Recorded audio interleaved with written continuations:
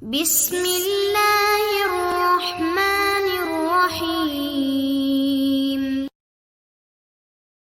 چھوٹی سی چیز ایکسپیرینس ہوئی جو یقیناً جو ہے اچھی آئی میرے لیے.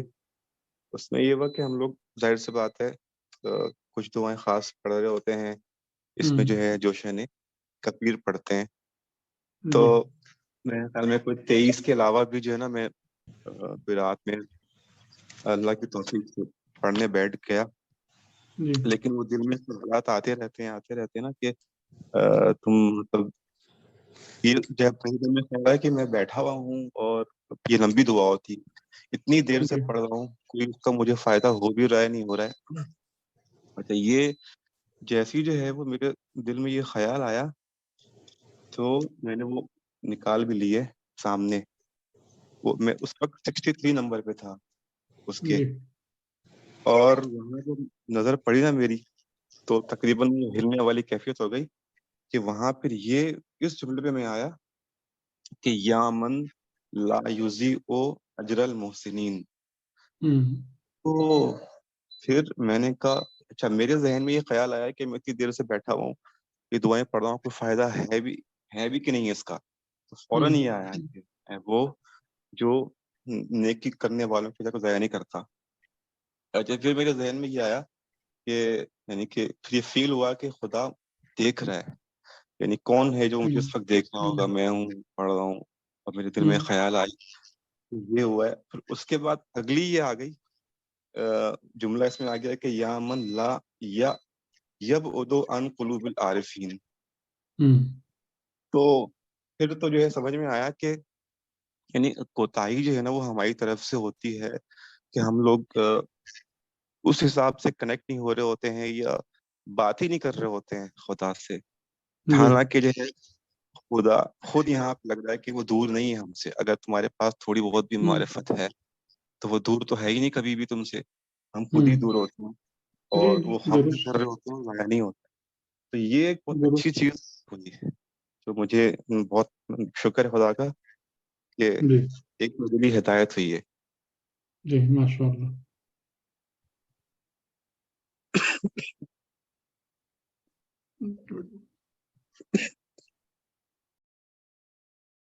اور کوئی سوال یا اور کوئی چیز جو آپ لوگوں نے سوچی ہو شیئر کرنا چاہتے ہوں؟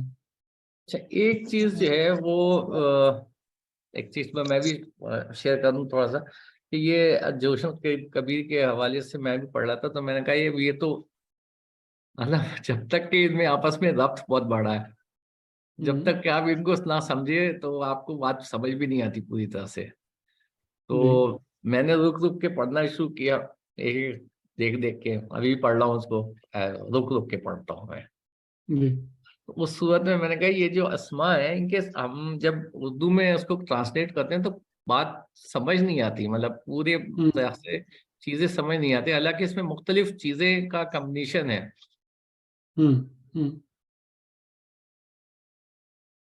جی ہاں,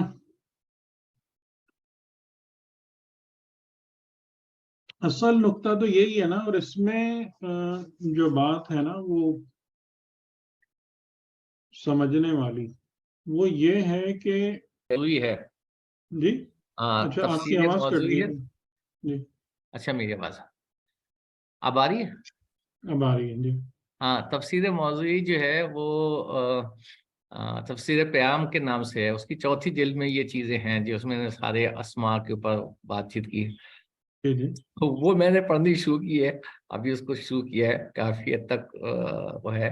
لیکن ایک چیز سمجھ میں آ رہی تھی کہ جو ہیرارکی بن رہی ہے نا ہر چیز میں, اسماء کے اندر بھی وہ ایک دوسرے سے کنیکٹڈ ہیں ساری, اور پوری طرح سے ان میں جو ہے ہماری جو ہے جو ترجمہ کر لیتے نا تو اس میں تو اتنی وسعت ہی نہیں ہے کہ اس کو سمجھ سکے.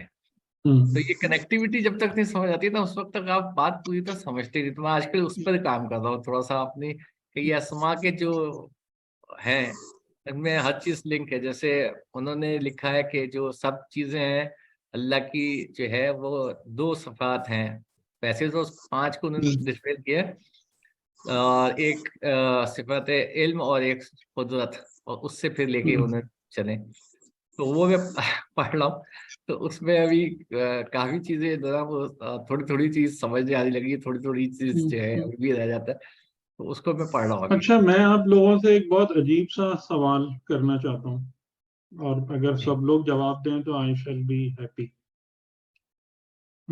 سوال بظاہر بہت مطلب آپ کو لگے گا کہ یہ کوئی عجیب سی بات ہو رہی ہے، کہ ہم نے جتنا الحمدللہ تقریباً اب ہم 100 دروس تک پہنچ گئے ہیں آلموسٹ، کہ یعنی کم از کم بھی اس میں اگر ڈسکشن کو بھی ہٹا دیں تو تقریباً مطلب 1 گھنٹے کا یا 50 منٹ کا وہ ڈسکرپشن ہوتا ہے چیزوں کا.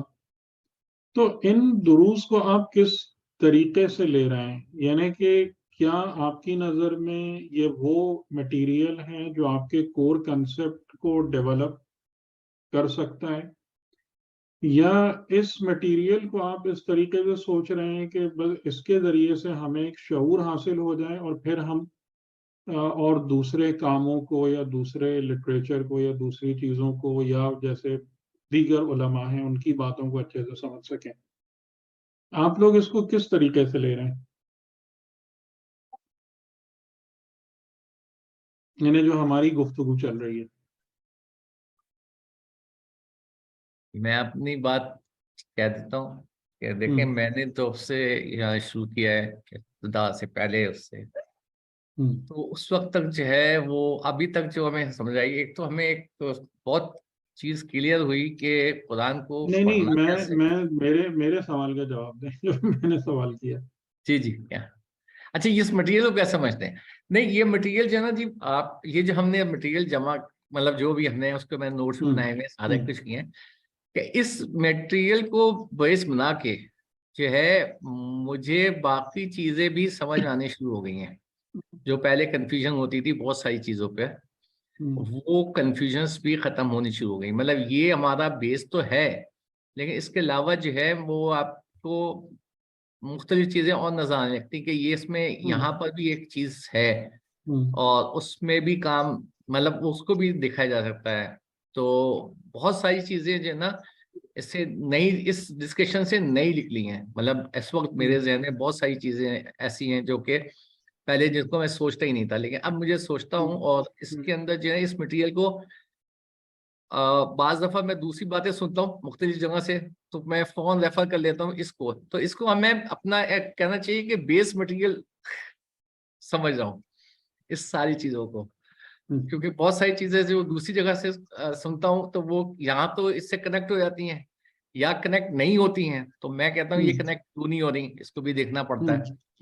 تو میرا بیس جو ہے نا وہ یہ لیکچر جو ہے نا ہمارے، اس کا جو مٹیریل ہے یہ میرا بیس ہے، اور اس کے سارے لے کے میں دوسری چیزیں سمجھنے کی کوشش کرتا ہوں. اس طرح سے. جی، اور بھی بتائیں. جی سر، السلام علیکم. شبانہ بات کر رہی ہوں. جی سر، یہ آپ کا جتنا میٹیریل ہے اس سے اپنی ترقی، اپنی ذات کی ترقی میں بہت سارا تو چینج بھی آیا ہے، اور جو ہم پڑھتے ہیں اس میں بھی ہمیں آسانی ہو جاتی ہے. قرآن پڑھ رہے ہوتے ہیں، کوئی چیز سمجھ نہیں آتی تو آپ کے لیکچر سے وہ کلیئر ہو جاتی ہے. ترجمہ پڑھ رہے ہوتے ہیں یا کوئی دعا پڑھ رہے ہوتے ہیں تو وہاں بھی یہ ہمیں مدد کرتا ہے میٹیریل. اور میں تو کھول کے دیکھتی بھی ہوں سر نے اس حوالے سے کیا بتایا تھا، کس طرح ہوا تھا.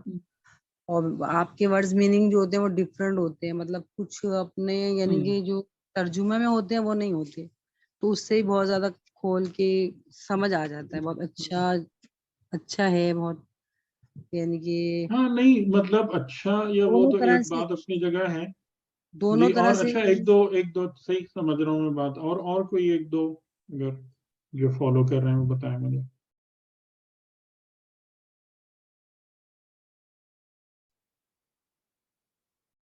جی، اور کوئی اس بارے میں اپنی رائے دینا پسند کریں گے؟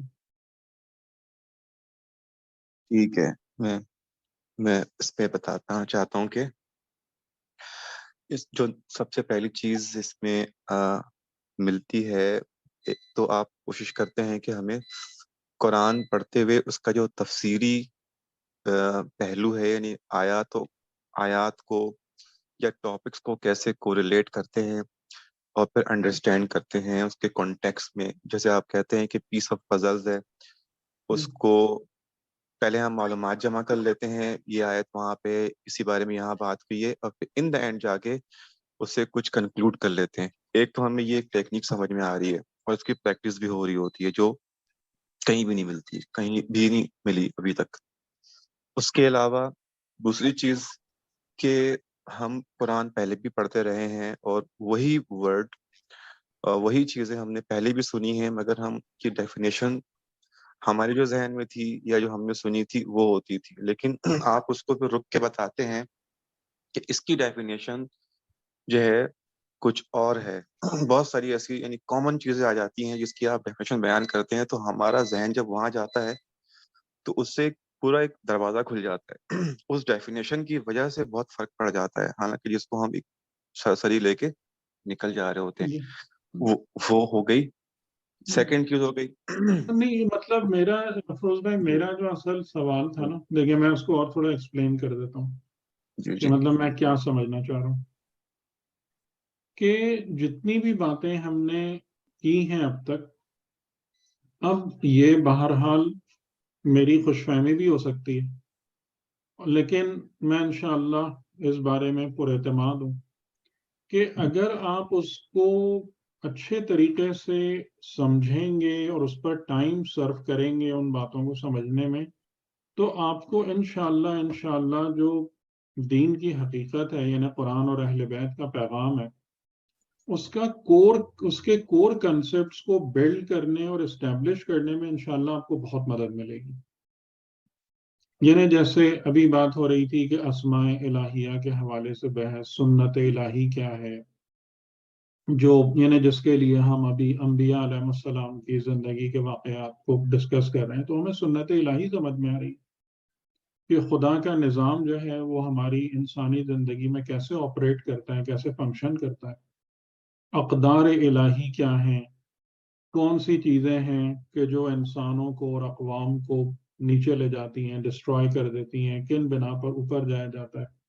تو یعنی کہ میری ایکسپیکٹیشن جو ہے نا وہ اس حوالے سے کہ پورا جو ہمارا ایک کنسپچول فریم ورک ہے، فاؤنڈیشن ہے، کہ جس کی بنیاد پر ہماری فرد کی بھی زندگی اور انشاءاللہ آگے بڑھ کر اگر ہم کنٹریبیوٹ کر سکیں اپنے مطلب محلے میں، معاشرے میں، سوسائٹی میں، تو وہاں بھی ہم پازیٹیو کنٹریبیوٹرز بنیں. نہ کہ وہ لوگ کہ جو بڑھتے تو ہیں کہ جناب ہم اصلاح کرنے والے ہیں، صحیح کرنے والے ہیں، اور فساد پھیلا کے واپس آتے ہیں، جو کہ ہمارے یہاں تقریباً ہر جگہ ہی ہو رہا ہے، چاہے وہ مذہبی جگہ ہوں یا غیر مذہبی، ہر جگہ یہی ہو رہا ہے کہ اصلاح کے نام پر فساد، فتنے.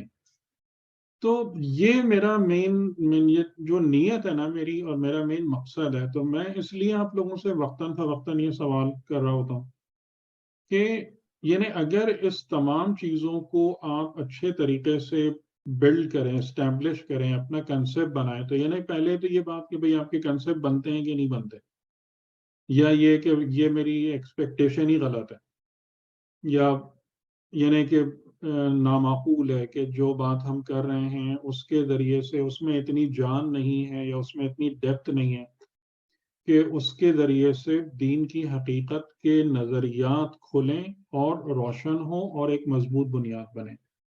ٹھیک ہے، یہ ایک بات ہے. اور پھر یہ کہ وہ چیز جو ہے نا وہ پھر ایک بلڈ ہو، وہ آپ کی پرسنالٹی کو بلڈ کرے، آپ کو ترقی دے، اور ڈیفینیٹلی کہ پھر اس کے بعد آپ اس قابل ہو جائیں انشاءاللہ کہ آپ انہیں جیسے میں نے کچھ اسائنمنٹس بھی اسی لیے دیے تھے جس کا مجھے خاطر خواہ جواب نہیں ملا، کہ اس سے یہی بات سمجھنے کی کوشش تھی کہ ابھی ہم خود سے قرآن سمجھنے کے کتنے لائق ہو رہے ہیں. ہماری اپنی بصیرت جو ہے وہ کلام الہی کے بارے میں کتنی ترقی کر رہی ہے یا کلام معصوم کے حوالے سے.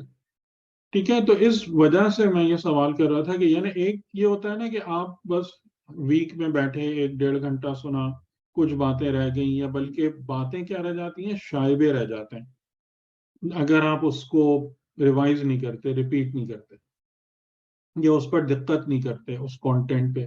تو بہت سارے کیسز میں یہی ہو رہا ہوتا ہے کہ مطلب وہ چیزیں چلتی جاتی ہیں، اس میں سے کچھ رہتا ہے، زیادہ تر فلٹر آؤٹ ہو جاتا ہے، ختم ہو جاتا ہے، اور پھر ان دا اینڈ جو ہے نا، یعنی کہ جب ہم فار ایگزامپل مزید 100 یا 150 دروس کر لیں اور اس سلسلے کو اختتام تک پہنچائیں، تو پھر آپ کے پاس ایک مطلب ایک تصور سا رہ جائے کہ ہم نے کیا بات کی تھی یا کیا چیزیں کی تھی، لیکن اس کی بنا پر وہ پوری مضبوط بنیاد نہ بنی ہوئی ہو کہ جس پر آپ کی شخصیت اور آپ کے تمام اعمال اور افکار اور وہ ساری کی ساری چیزیں کھڑی ہوں اور ترقی کریں۔ میرا اصل کہنے کا مطلب، سوال کا مطلب یہ تھا کہ کیا آپ اس گفتگو کو اس حد تک مفید پا رہے ہیں، لیکن ڈیپینڈنگ آن کہ آپ اس پر کتنا ٹائم لگاتے ہیں۔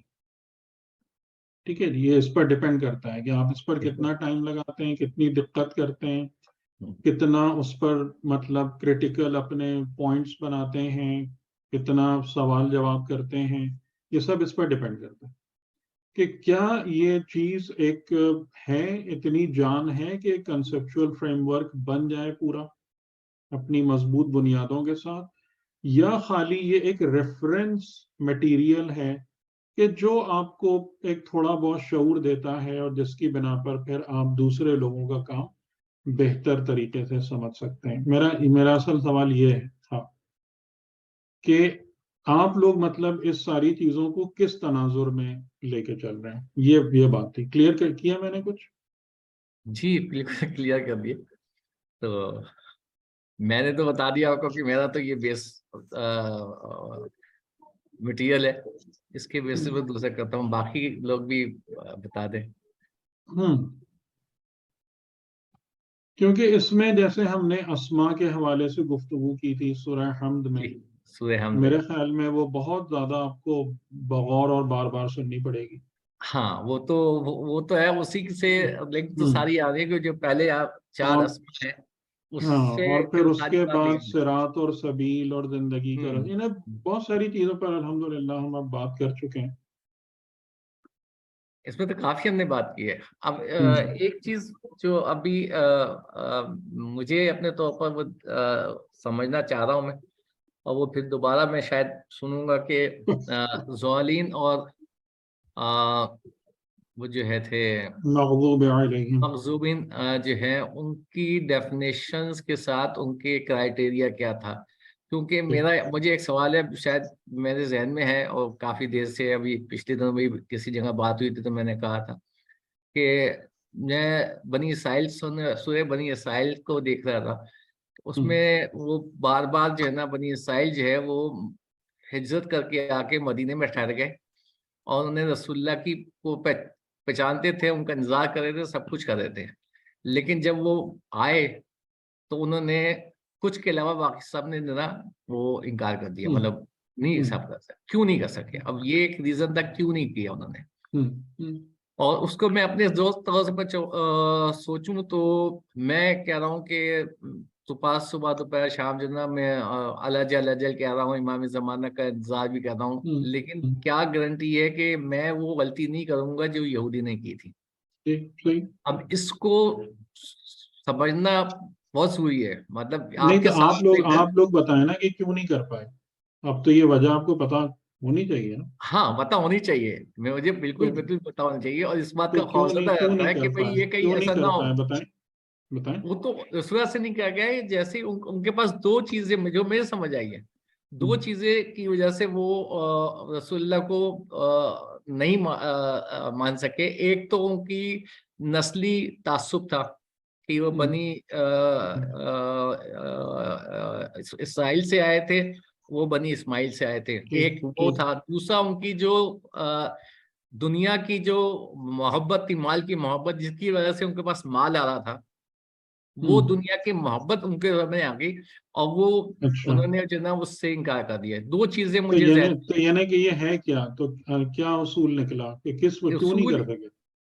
اصول یہ نکلا کہ اگر آپ کے پاس تعصب کی میں اگر ہوگا آپ کے ذہن میں، اس کو اور جنرلائز کریں نا، اس کو اور ایک اصول دیں نا۔ ہاں ایک اصول یہ کہ اپنی خواہشوں کی پیروی کی انہوں نے نا، مطلب ہاں اپنی خواہشوں کی پیروی کی، اور نہیں مطلب دیکھیں، دنیا کی بہت یہی خواہش میں تھی. بات آپ سے کہہ رہا ہوں نا کہ اگر آپ جو ہماری گفتگو ہے اس کو بغور سن رہے ہیں تو آپ کے پاس اصول موجود ہے، ہاں اصول موجود ہے. جس کو ہم نے بار بار دہرایا ہے. صحیح. تزکیہ کبھی بھی جی تزکیہ نہیں تھا، تزکیہ کیونکہ نفس، تزکیہ نفس کا مسئلہ ہے. تزکیہ نفس کا ہوتا ہے، اور وہ اللہ کی جانتے بھی تھے، اور ٹھیک ہے، اس کے تو باوجود یعنی کہ جو میں آپ نفس لوگوں کی سے بنیادی ایک بار تھی. بار کہہ رہا ہوں کہ معرفت اور تزکیہ نفس، ہاں ٹھیک ہے، دو چیزیں بنیادی ہیں. ہاں.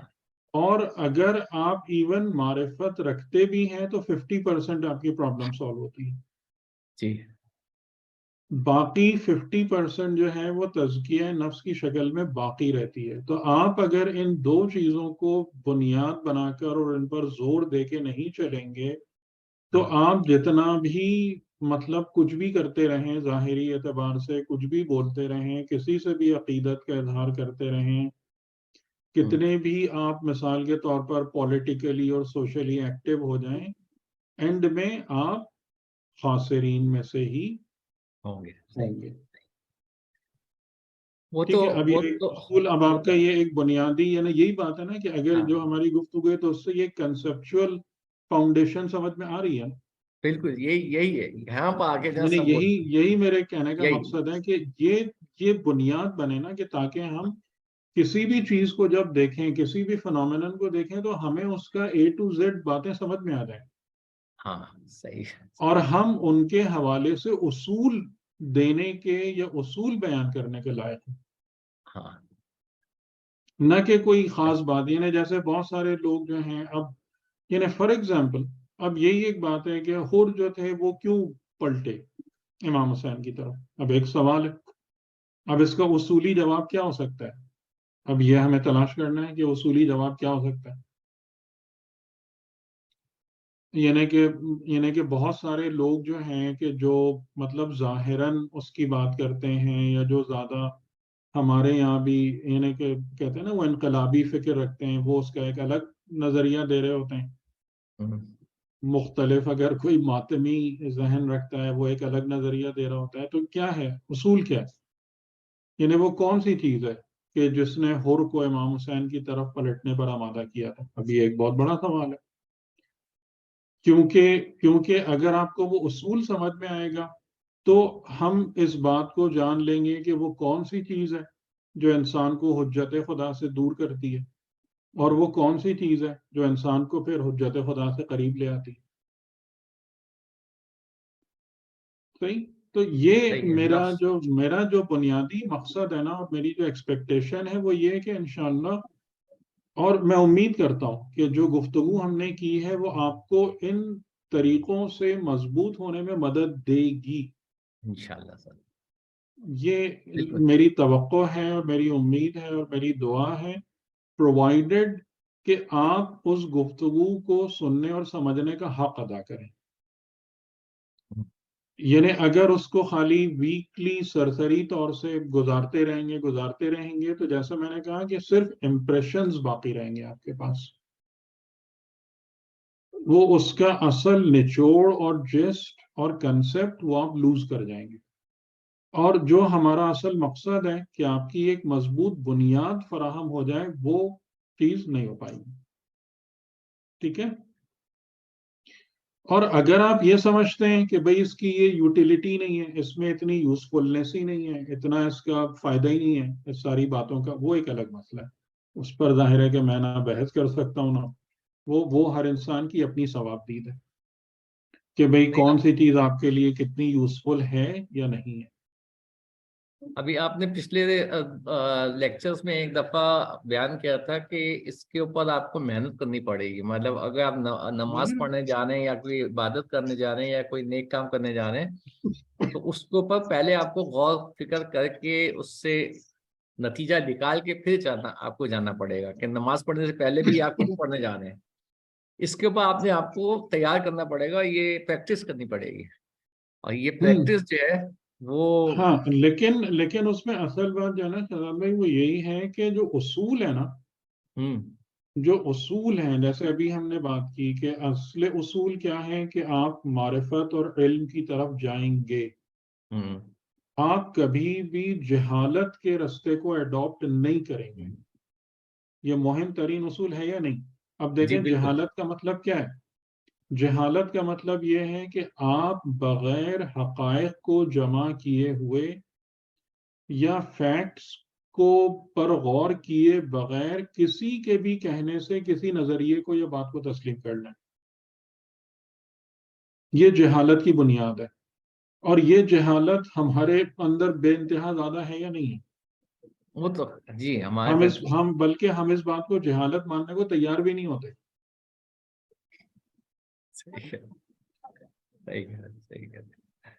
صحیح. تو اس میں یعنی کہ یہ تمام کی تمام چیزیں جو ہے نا کہ ان کو لے کے آپ کو چلنا پڑے گا کہ مجھے ہمیشہ علم و معرفت کی راہ طے کرنی ہے.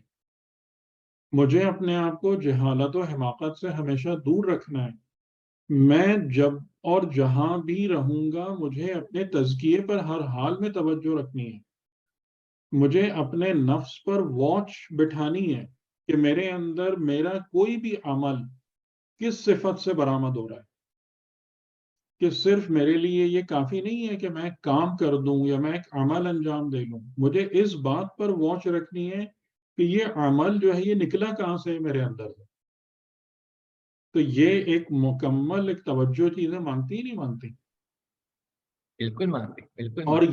اور یہ اسی وقت ہو پائے گا جب آپ، اور ایسے ہی بہت ساری چیزیں یعنی کہ پھر جیسے کہ ہم نے اس کو دقت کے ساتھ ڈسکس کیا تھا کہ اسماء کا نظام کیا ہے، پوری زندگی کس طریقے سے، مطلب توحید اور آخرت، پھر اس سے کنیکشن، پھر ولایت کس طریقے سے آپ کو لے کے چلتی ہے سو آن. پھر یہ تمام کے تمام اصول آتے ہیں کہ جن کی معرفت حاصل کرنا یا جن کو اچھے طریقے سے جاننا ضروری ہے. اور یہ چیزیں جب آپ میں ابزارب ہوتی ہیں، جب آپ کے اندر اس کی ایک مضبوط بنیاد بن جاتی ہے، تب آپ دنیا اور آخرت میں ایک پربرکت اور باکرامت انسان کی حیثیت سے آپ کا وجود نظر آنے لگتا ہے. اور کوئی نہ کوئی صفات خدا ایسی ہیں کہ جو انسان میں پھر جھلکنا شروع ہو جاتی ہیں. ٹھیک ہے. تو یہ وہ روٹ ہے کہ جو ہمیں لینا چاہیے ایز اے مومن. لیکن انفارچونیٹلی آپ کو پتہ ہی ہے کہ کیونکہ جس قسم کی ہماری تبلیغات ہیں اور جس قسم کے ہمارے عادات ہیں کہ اس میں اس راہ و روش دین کی گنجائش ویسے ہی بہت کم ہے. اس کو اپریشیٹ ہی نہیں کیا جاتا. تو یہ میرا تھا اصل نقطہ کہ اس حوالے سے آپ استفادہ کر پا رہے ہیں، نہیں کر پا رہے، اور اس استفادہ اگر نہیں ہو رہا تو اس میں جو کوتاہی ہے وہ ہمارے بیان میں کوتاہی ہے یا پھر آپ لوگوں کی محنت میں کوتاہی ہے اینڈ سو آن. کہ اس چیز کا حساب رکھنا ضروری ہے. صحیح. اس بات کا حساب رکھنا ضروری ہے کیونکہ مومن جو جس چیز میں بھی انوالو ہوتا ہے، جو کام بھی کرتا ہے، اس کا حساب رکھتا ہے. اس کو مطلب یوں ہی ضائع نہیں کر رہا ہوتا اپنے وقت کو اور اپنے محنت کو. آپ کی بات صحیح ہے. میرا جو وہ ایک سوال ہے نا، جو پریشانی ہے میری ہے کہ مجھے تو اس بات کی پریشانی ہے کہ اگر کبھی کوئی ایسا مسئلہ آیا جو امتحان جیسا کہنا چاہیے، تو میرا نفس کیا مجھے صحیح راستے پہ لے کے جائے گا یا غلط راستے پہ جائے گا، اس کی مجھے جو ہے کوئی گارنٹی نہیں. یہ تو آپ کو پتہ چل جائے گا نا. آپ اپنی عام جو روزمرہ کی زندگی ہے اس میں آپ دیکھیں نا، وہاں سے آپ کو پتہ چل جائے گا کہ آپ کے اندر سے آپ کو گائیڈنس ملتی ہے یا نہیں ملتی. صحیح ہے. آپ اپنی روزمرہ کی زندگی میں جن جن معاملات میں یا جن جن جگہوں پر جا رہے ہوتے ہیں یا جو کام بھی کر رہے ہوتے ہیں، وہاں پر وہ جو آپ نے محنت کی ہے اپنے اندر، بغیر محنت کے تو نہیں ہونے والا نا. آپ نے اپنے نفس پر جو محنت کی ہے، اپنی معرفت اور تزکیے پر، وہ آپ کی زندگی میں کس حد تک آپ کی راہ کو روشن کر رہی ہے، کس حد تک آپ کو گائیڈ کر رہی ہے، کس حد تک آپ کو ہیلپ کر رہی ہے ان سالونگ دا پرابلمس. وہاں سے آپ کو پتہ چل جائے گا کہ اگر وہ چیز آپ کے اندر زندہ ہو چکی ہے اگر وہ چیز آپ کو مدد کر رہی ہے, اس کا ایک اثر ہے آپ کی حیات میں, تو انشاءاللہ وہ آگے بھی رہے گا. ہاں وہ تو میں نے آپ کو جیسے پچھلی دفعہ بتایا تھا نا کہ وہ ایک اندر سے جو آواز آتی ہے وہ اب سن کے سنائی دیتی ہے, اور اس کے اوپر جو تو ہے وہ وہ بالکل, یعنی کہ وہ ہمارے ساتھ آتی ہے. مسئلہ یہ ہے نا کہ ہم اپنے آپ کو یہ یقین دلانے کی کوشش کر رہے ہوتے ہیں کہ جو کچھ ہے نہیں وہ ہمارے پاس ہے. تو یہ پرابلم یہاں پہ آتی ہے کہ آپ کو صاف دکھ رہا ہے کہ ایک چیز میرے پاس نہیں ہے, میرے قلب کی آنکھ کھلی ہوئی نہیں ہے, میرے قلب کے پاس بصیرت نہیں ہے, میرے سمع بصر و فؤاد پر پردے پڑے ہوئے, اور ہم نے اپنے آپ کو ثواب کے پتہ نہیں کون کون سے سبز باغ دکھا کے خوش کیا ہوا ہے کہ میرے لیے تو پتہ نہیں کتنے ثواب بن رہے ہیں اور میری کتنی نیکیاں جمع ہو رہی ہیں, اور یہ سب, یہ پرابلم ہے ہمارے. یعنی سیلف ڈسیپشن, اپنے آپ کو دھوکہ دینے والی بات. تو ایسے لوگ جب آزمائش کے مرحلے تک پہنچتے ہیں یا پہنچیں گے تو ڈیفینیٹلی ان کو پرابلم ہو جائے گی. صحیح کہہ رہے ہیں, صحیح کہہ رہے ہیں. کیونکہ خدا نے کبھی اور کہیں بھی یہ وعدہ نہیں کیا ہے کہ تم جو ہو وہ ایفرٹ نہ کرو, تم ہمارے راستے میں اقدام نہ کرو, ایمان تقوی تزکیے پر محنت نہ کرو, اور تمہیں سارے نتائج وہی والے مل جائیں گے جو ہم نے مومنین اور متقین کے لیے رکھے ہیں. یہ ایک ایبسرڈ سوچ ہے جو کبھی بھی ہونے والی نہیں. صحیح کہنا, صحیح. کیونکہ ٹھیک ہے, چل. انسان سے تو یہی چیز مانی ہے نا کہ محنت کرنی ہے, ایفرٹس کرنی ہے. ہاں بالکل, باقی آپ نے رزق اپنے تو آپ اللہ کے پر, اور پاس ہے. پھر یعنی کہ یہ جو ہماری ساری گفتگو ہے اس کا فائدہ ہی یہی ہونا چاہیے کہ آپ کو یہ سمجھ میں آ جائے کہ ایفرٹ کس چیز پر کرنی ہے. ہاں اس چیز پہ کرنی ہے. صحیح. ٹھیک ہے, ورنہ ایک انسان جو ہے وہ صبح سے شام تک گڑھے کھودتا رہے, اس کے بعد اس گڑھوں میں مٹی واپس ڈال دے, اگلے دن پھر انہی گڑھوں کو کھودنا شروع ہو جائے, اور شام کو آگے کہے کہ میں تو اتنی محنت کی کہ میں تو پسینے پسینے ہو گیا. اب یہ کوئی محنت ہے؟ بتائیں کہ کوئی محنت ہوئی؟ نہیں, یہ تو کوئی محنت نہ ہو. ٹھیک ہے, تو اس کا مطلب کیا ہے کہ انسان کو اس بات کی سمجھ آنا سب سے پہلے ضروری ہے کہ کرنا کیا ہے, راہ کیا ہے, کس رستے کو طے کرنا ہے. ٹھیک ہے, یہ ساری گفتگو جو ہے نا وہ اس کا بنیادی مقصد یہ ہوتا ہے.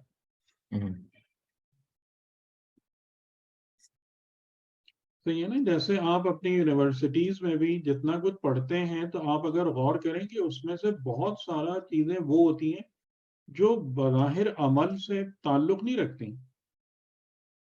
ہے نا. یعنی آپ رولز پڑھ رہے ہوتے ہیں, پرنسپلز پڑھ رہے ہوتے ہیں, کنسیپٹس گین کر رہے ہوتے ہیں, تو وہ کیوں, مطلب وہ آپ کو اتنا وقت کیوں ضائع کراتے ہیں وہاں پہ؟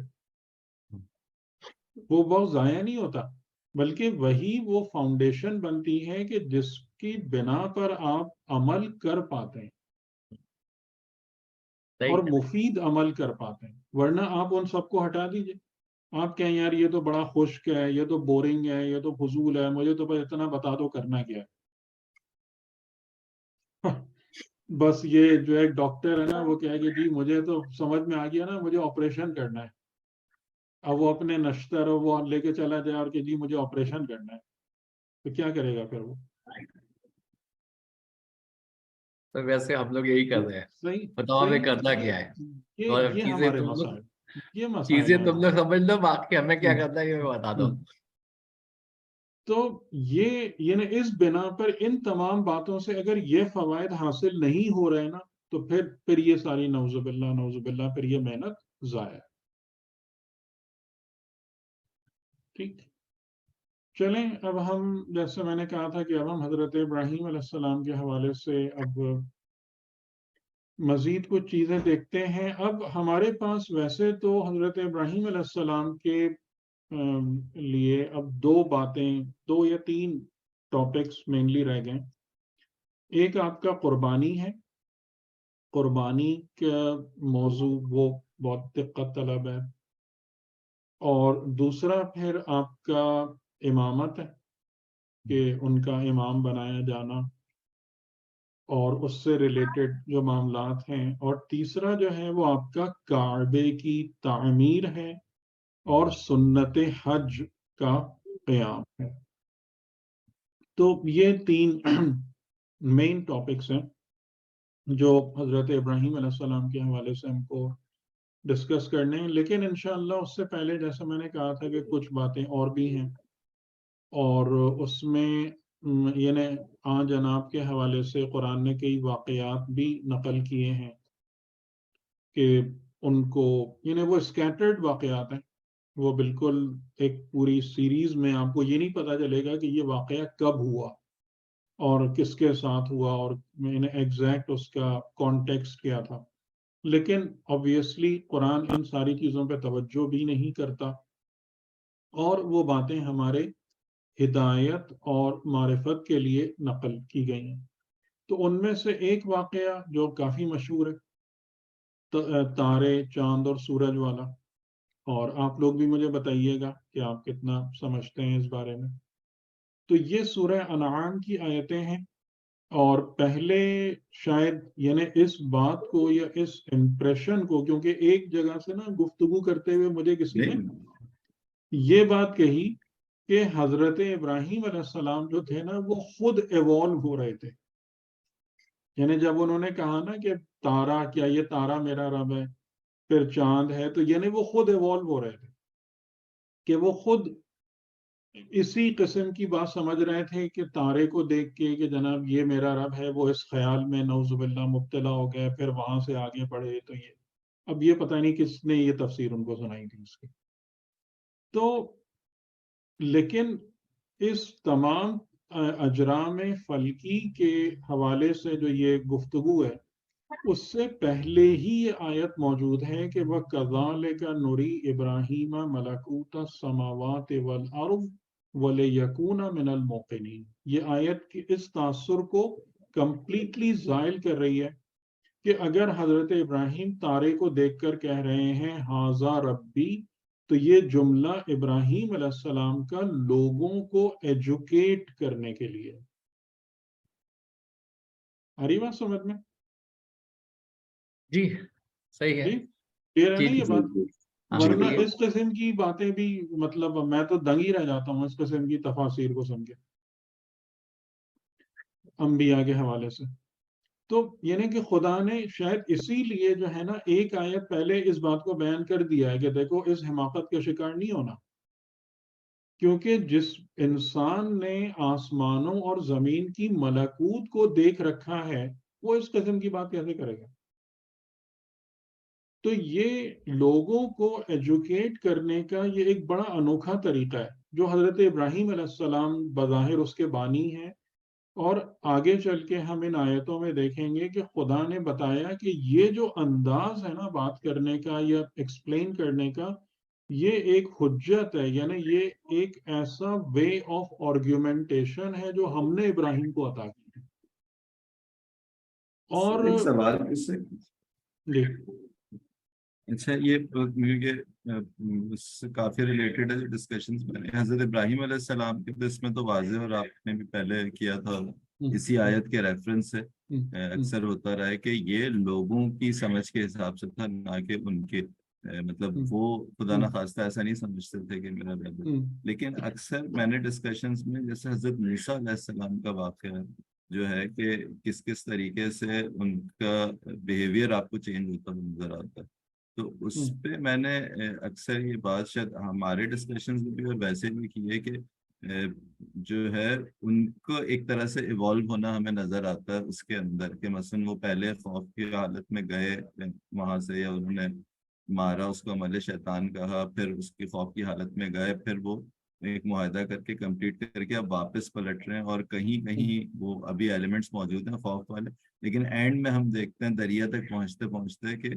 خوف کی پھر کوئی بات نہیں ہو رہی. تو کیا یہ صحیح ہے؟ اور اگر آپ سمجھتے ہیں میرا سوال موضوع سے ہٹ کے ہے تو پھر ابھی نہیں، اس میں دیکھیں ایوولوشن تو ہے، حضرت ابراہیم علیہ السلام میں بھی ہے، وہ تو حضرت ابراہیم علیہ السلام کی زندگی میں بھی نظر آتا ہے. یہ والا ارتقا، کہ یعنی کہ پہلے جب وہ ابتدائی زندگی میں تھے اور پھر نبوت، پھر رسالت، پھر امامت، خلت، تو یہ والا، لیکن یہ ارتقا جو ہے نا، یہ ارتقا وہ نہیں ہے کہ جو ملکوت سماوات و ارض کے مشاہدے کی نفی کرتا ہے.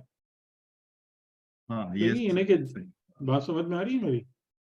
جی سر، جی سر. یعنی کہ جیسے بات ہم نے حضرت آدم پہ کی کہ علم آدم الاسماء کلہا، یعنی کیا بات ہوئی کہ آدم کو اسماء کل کا علم عطا ہو گیا، یعنی ایک صلاحیت، ایک کیپیسٹی کی شکل میں عطا ہو گیا، یا اور اس سے بہتر کوئی ورڈ ہو شاید جو ہم لفظوں میں لا سکتے ہیں. لیکن اس علم اسماء کا انفولڈ ہونا وہ تو ایک ٹائم بیسڈ ایکٹیویٹی ہے نا. صحیح ہے یا نہیں؟ یعنی کہ جو چیز آپ نے، جو حضرت ابراہیم علیہ السلام نے سماوات و ارض کی ملکوت دیکھ لی، ٹھیک ہے، مشاہدہ کر لیا، اور ان کو ان کا رشد عطا کر دیا گیا، تو رشد گروتھ کو کہتے ہیں یا رشد اسٹیگنیشن کو کہتے ہیں؟ رشد گروتھ کو کہتے ہیں. پھر تو یعنی کہ جو مشاہدہ تھا، اس مشاہدے کو سامنے رکھتے ہوئے انسان کا نفس گرو کرتا ہے. صحیح. تو یہ اس مشاہدے کی نفی تو نہیں ہو رہی نا. لیکن ہمارے پاس جو ایک زیادہ تر کنسپٹ ہے نا، وہ کنسپٹ یہ ہے کہ جو بھی، اور ہم انبیاء کے لیے تو اس بات کو مان لیتے ہیں، ہم ائمہ کے لیے نہیں مانتے اس بات کو، کہ اگر ہم مثال کے طور پر امام حسین علیہ السلام کے مدینے سے نکلنے کی حالت کو دیکھیں اور عصر عاشور کو دیکھیں، آپ کو یہ گروتھ وہاں بھی نظر آئی، لیکن ہم اس بات کو ماننے کو تیار نہیں. صحیح. اور یہ میں نے کئی دفعہ یہ بات کہی کہ یعنی حضرت امام حسین علیہ السلام نے مدینے سے نکلتے ہوئے اسی آیت کو تلاوت فرمایا ہے، اور یہ بالکل بڑے سے بڑے مستند عالم کی زبان سے سن کے بیان کر رہا ہوں، یوں ہی نہیں کوئی روایت پڑھ کے بول رہا، کہ وہی آیت تلاوت فرمائی تھی کہ جو حضرت موسیٰ علیہ السلام کے لیے آئی ہے مصر سے نکلتے ہوئے، خائفاً یترقب. ٹھیک ہے، لیکن یہی امام حسین علیہ السلام ہے کہ جب تمام شہادتیں پیش کرنے کے بعد سجدے کی حالت میں رضا بقضائک و تسلیما لامرک، تو وہ جو موسیٰ آپ کو مصر سے نکل کے پھر طور اول، پھر طور ثانی، اور رب ارنی انظر الیک، اور فخر موسیٰ صعقا، وہ ان کی اپنی معراج، یہ امام حسین علیہ السلام کی معراج ہم کو نظر آئی. تو یہ تو ہمیں دکھتا ہے معصومین کی زندگی میں. لیکن ہم اس سارے، وہی ہے نا کہ کیونکہ یہ والی باتیں ہم کو سمجھنا مشکل ہوتا ہے، ہم نے جو ہے نا وہ اصل حقیقت کو جانے بغیر اپنے اپنے ماڈلز بنا لیے ہیں، اور جو ہمیں بہت ڈیئر ہیں، جو ہمیں بہت عزیز ہیں، جن کو ہم مطلب ہاتھ سے نہیں دینا چاہتے، تو اس لیے اس پر اتنی بات کرنے کا فائدہ نہیں ہے کہ انسان کیوں الجھ جائے اس میں خواہ ایک ایسی بات میں کہ جو آپ کو فائدے سے زیادہ نقصان ہی پہنچا دے. جب انشاءاللہ فکر اس حد تک ترقی کرے گی، اس معیار تک ذہن آ جائے گا، تو یہ باتیں بھی سمجھ میں آ جائیں گی. لیکن یہ ہے معصومین کی زندگی میں ہے یہ سب بات چیزیں، اور آپ اگر اس کو دیکھیں جو انہوں نے، ان کی حیات ہے اس زندگی میں، تو وہ کوئی اسٹیگننٹ گراف آپ کو نہیں نظر آتا، بلکہ اس میں آپ کو یہ رشد اور ارتقاء اور یہ تمام کی تمام چیزیں دکھتی ہیں.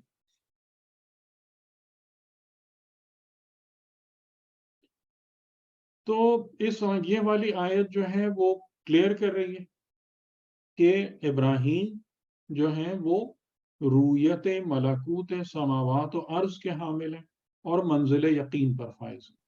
ٹھیک ہے، تو اس قسم کی غلط فہمی کا شکار نہ رہے انسان کہ یہ باتیں جو ہیں، اور اس کو میں ایک چیز اور بھی آپ کو بتاؤں کہ آپ لوگوں کے علم میں ہے کہ یعنی جو ہماری جو اس وقت ماڈرن ڈے سوسائٹی ہے، اس کے پاس جتنے بھی علوم ہیں، ان علوم کا سرچشمہ کیا ہے، کہاں سے آئے ہیں یہ علوم؟ زیادہ تر یعنی کہ جو بھی آپ کا آرٹ، لٹریچر، سائنس، فلسفی، لاجک، میتھمیٹکس، ان علوم کا سرچشمہ کیا ہے کہ جہاں سے آج کی دنیا اس سلسلے کو جوڑتی ہے، اپنے علم کے سلسلے کو جہاں سے جوڑتی ہے؟ امام جعفر صادق علیہ السلام سے آیا ہے یہ تمام؟ نہیں، یہ تو مطلب علوم کا سلسلہ تو پرانا ہے نا. علم الاسماء کلہا. نہیں یہ نہیں میں بالکل آن ارتھ والی بات کر رہا ہوں. یہ تو سر رسول اور انبیاء ہی ہوں گے نا سر، رسول اور انبیاء ہی ہوں گے نا. میتھمیٹکس اور لاجک سے آیا ہے. اس وقت آپ کے پاس جتنے بھی مطلب ویسے علوم ہیں جیسے سائنس، فلسفی، لاجک، آرٹ، لٹریچر، ان تمام چیزوں کا سلسلہ جو جڑتا ہے وہ یونان سے جڑتا ہے. جی ٹھیک ہے. اور یونان کے اندر کافی سارے ایسے بھی ہیں حکماء کہ جن کے نام لیے جاتے ہیں لیکن عام طور سے مشہور نہیں. لیکن ان میں فیثاغورس ہے، امبابقلس ہے، ایمپیڈوکلیس انگلش میں کہتے ہیں. اس کے بعد ان میں جو سب سے زیادہ ریناؤنڈ ہے وہ سقراط ہے، جس کا بہت زیادہ امپیکٹ ہے. اور سقراط کے بارے میں کافی علماء کا یہ خیال ہے کہ یہ مطلب وہ اس درجے پر فائز تھا کہ جو نبوت سے بہت نزدیک ہے. اگر نبی نہیں تھا تو اس مقام سے بہت قریب تھا وہ شخص. بہرحال ابھی اس پہ نہیں بات کرنا ہے. سقراط نے جو لوگوں سے بات کرنے کا طریقہ اختیار کیا تھا نا، لوگوں کو تربیت دینے کا طریقہ، وہ حضرت ابراہیم علیہ السلام کے اس میتھڈ سے بہت نزدیک تھا کہ وہ ایک بالکل عام آدمی کی حیثیت سے لوگوں کے درمیان جاتا تھا، بازار میں جاتا تھا. اور آپ کو پتہ ہی ہے کہ پہلے زمانے میں بازار میں چوک اور یہ وہ جگہیں جو ہوتی تھی جہاں پہ لوگ جمع ہوتے تھے، اور وہاں پر جا کر وہ بیٹھ جاتا تھا بالکل اسی طریقے سے کہ جیسے وہ گویا ان میں سے ہی ہے. وہ کوئی عالم نہیں ہے، وہ کوئی عارف نہیں ہے، اور وہ کوئی ایک سوال اٹھاتا تھا چھوٹا تھا، یہ ایسا کیا ہے. یعنی اس کے جتنے بھی پھر افلاطون نے سقراط کے باتوں کو جمع کیا ہے.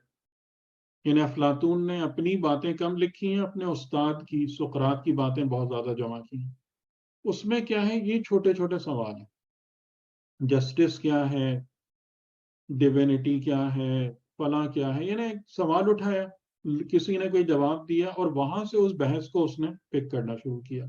اور رفتہ کر کے لوگوں کے سوال اور جواب کو ہی یوز کرتے ہوئے وہ ایک حقیقت تک اور سچائی تک پہنچا دیتا تھا. یعنی وہ چیز روشن کر دیتا تھا. یہ اس کا انداز تھا بات کرنے کا. ٹھیک ہے. یعنی سقراط کی جتنی بھی تعلیمات تھیں وہ سب کوچہ و بازار کی تعلیمات تھیں. اس کا کوئی مدرسہ نہیں تھا، اس نے کوئی یونیورسٹی نہیں بنائی تھی، اس نے الگ سے کوئی حوزہ علمیہ قائم نہیں کیا تھا کہ جہاں پر مخصوص لوگ ہی ہوں، مخصوص لوگ ہی بات کریں اور مخصوص لوگ ہی اس کو سمجھیں. ایسا نہیں تھا. ٹھیک ہے. تو اس سے ہمارے بعض علماء یہ بات کہتے ہیں کہ یہ یونان کے اندر جو ایک علمی انقلاب آیا ہے نا، یہ ان انبیاء کی برکت سے آیا ہے کہ جو حضرت ابراہیم علیہ السلام کے ڈائریکٹ ڈسینڈنٹس تھے. اور یہ انہی علاقوں کے اندر یہ انبیاء آئے بھی ہیں. یعنی حضرت ابراہیم علیہ السلام کہاں تھے؟ وہ میسوپوٹیمیا جو آج قبرص اور عراق والا علاقہ ہے، ٹرکی، عراق اور اس جگہ کو کور کرتا ہے. پھر فلسطین کی طرف جانا، پھر اس کے بعد وہ تمام انبیاء کا وہاں فلسطین میں اس کے قریب آپ کا جو ہے وہ ایسٹرن یورپ اور میڈیٹرینین کے علاقوں کا ہونا. تو وہاں سے یہ تمام کی تمام چیزیں پھیلی ہیں. اور جو آج کی دنیا یعنی جس جگہ کو علم کے لحاظ سے اپنی سورس قرار دیتی ہے، یعنی حکماء یونان، تو وہ حقیقتاً جو حکماء یونان تھے وہ ان انبیاء ابراہیمی علیہ السلام سے استفادہ کرنے والے اور وہ لوگ تھے. کیونکہ بالکل یہی ٹیکنیک ہے وہاں بھی جو حضرت ابراہیم علیہ السلام نے استعمال کیے. یہی کام سقراط کا تھا یا دیگر افلاطون وغیرہ کا. اس طریقے سے ہی بات کرتے تھے لوگوں سے. تو اب حضرت ابراہیم علیہ السلام جو ہیں وہ ابھی لڑکے ہی ہیں بالکل. ان کے یعنی یہ بھی ان کی ابتدائی زندگی کے ہی واقعات میں سے جو آگے چل کے سمجھ میں آ جائے گا کہ یہ بات کیوں کہہ رہے ہیں. کہ اور اس وقت انہوں نے جب دیکھا کہ ایک قوم یا ان کی قوم کا کوئی ایک فیکشن وہ اجرام فلکی کی پرستش کر رہا ہے، یعنی آسمان میں جو کچھ نظر آتا ہے اس کی پوجا کرتے ہیں، تو حضرت ابراہیم علیہ السلام نے اس طریقے سے ان کو ایجوکیٹ کرنا شروع کیا. ٹھیک ہے، ان سے بات کرنا شروع کیا. فَلَمَّا جَنَّ عَلَيْهِ اللَّيْلُ رَأَى كَوْكَبًا. جَنَّ عَلَيْهِ اللَّيْلُ یعنی رات جو تھی اس پر چھا گئی، رات کی تاریکی غالب آ گئی. رَأَى كَوْكَبًا ایک تارا دیکھا. اب وہ کون سا تارا تھا؟ سب سے پہلے شاید زہرہ ہے جو یعنی وینس ہے جو آسمان میں نمودار ہوتا ہے باقی تاروں کے نکلنے سے پہلے، اور اس کی لائٹ بھی کافی تیز ہوتی ہے. میں بھی وہ زہرہ جو ایکچولی ستارہ نہیں سیارہ ہے. تو رآ کوکبا اس کو دیکھا اور انہوں نے چھوٹتے ہی اس کو کہا قال ھذا ربی. اور یہ بات تو ہم پہلے ہی دیکھ چکے ہیں سورہ انبیاء کی آیتوں میں کہ حضرت ابراہیم علیہ السلام کا جو مین انٹرسٹ ہے ہر جگہ پر وہ یہ ہے کہ میرا رب کون ہے، میرا الہ کون ہے. اس کے علاوہ وہ کسی بھی دوسرے موضوع میں دلچسپی نہیں رکھتے ہیں کہ کہیں بھی جا رہے ہیں، قوم کو دیکھ رہے ہیں، قوم کے مختلف طریقوں کو دیکھ رہے ہیں، ایک ہی سوال اٹھا رہے ہیں، رب کون ہے. تو یہاں پر کیونکہ انہوں نے اس بات کو آبزرو کیا کہ یہ ان سب کی پرستش کرتے ہیں تو انہوں نے انہی کے جیسی ایک بات کی کہ یہ میرا رب ہے. فلما افلا اور اگر وہ زہرہ تھا تو پھر ظاہر ہے کہ پھر جب چاند نکلتا ہے اور باقی تارے آتے ہیں تو پھر وہ یعنی پلانٹ ہے نا تو موومنٹ میں ہوتا ہے تو پھر وہ بڑی جلدی منظر سے ہٹ جاتا ہے. تو فلما افلا، افل یعنی غروب ہو جانا، ڈوب جانا، غائب ہو جانا، نظروں سے اوجھل ہو جانا. جب وہ ڈوب گیا، غائب ہو گیا، قال لا احب الآفلین انہوں نے کہا کہ میں نہیں محبت رکھتا آفلین سے، غروب ہو جانے والوں سے. اب دیکھیں یہاں وہ بات ہے کہ جس پر ہم آپ سے مسلسل اصرار کرتے ہیں. وہ کیا بات ہے کہ بتائیں؟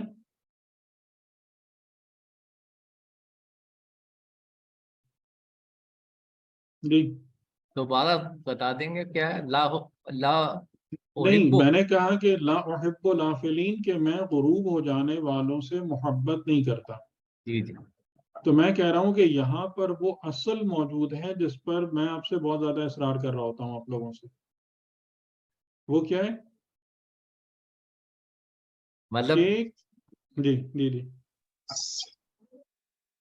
یعنی کہ ہماری جو نیچر ہے، ہماری جو فطرت ہے، ہماری جو روح ہے، اس میں ترقی ہونی چاہیے، تنزلی نہیں ہونی چاہیے.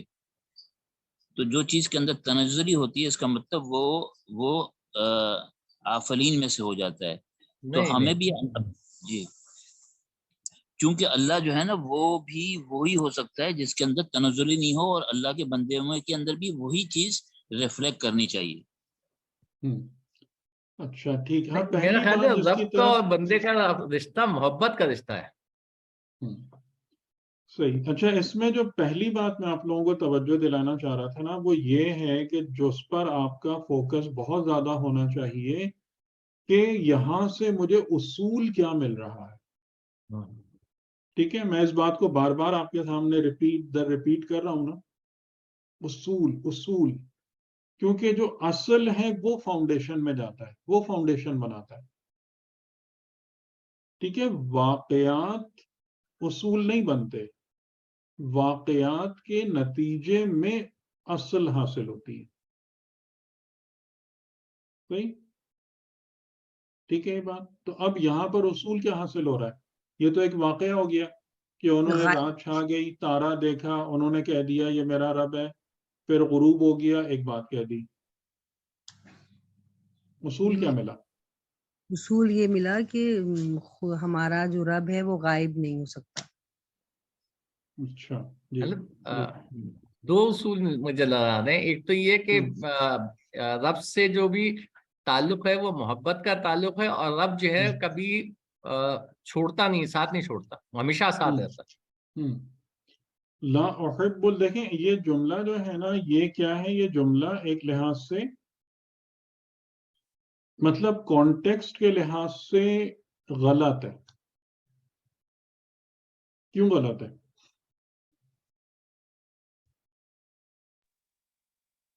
کیونکہ یہاں پہ وہ یہ کہتے ہیں کہ میں ایسے کی عبادت نہیں کرتا یا کوئی خدا نہیں مانتا, جبکہ وہ یہاں محبت کی بات کر رہے ہیں. پہلے بات کر رہے تھے کہ وہ میرا خدا ہے, رب ہے. دیکھیں غلط کس اعتبار سے ہے کہ اگر آپ کو کوئی بھی نیچرل فینومینن آپ کے سامنے آئے, یعنی آپ کے سامنے جناب سورج آیا, اب سورج جو ہے وہ آسمان پہ اوپر جا رہا ہے, سورج نیچے جا رہا ہے, آپ کہیں مجھے پسند نہیں ہے کہ سورج غروب ہو جائے, میں اس بات کو لائک ہی نہیں کرتا, یہ جملہ درست ہے کیا؟ غلط ہے. بتائیں جملہ درست ہے؟ بھئی جو نیچرل فینومینن ہے, کوئی یہ کہیں کسی میتھمیٹکس کے کسی رول کو لے کے کہیں کہ جناب ٹرائنگل کے تینوں اینگلز کا سم 180 ڈگری ہوتا ہے, کہ مجھے نہیں پسند یہ بات, آپ کیا کہیں گے اس کو؟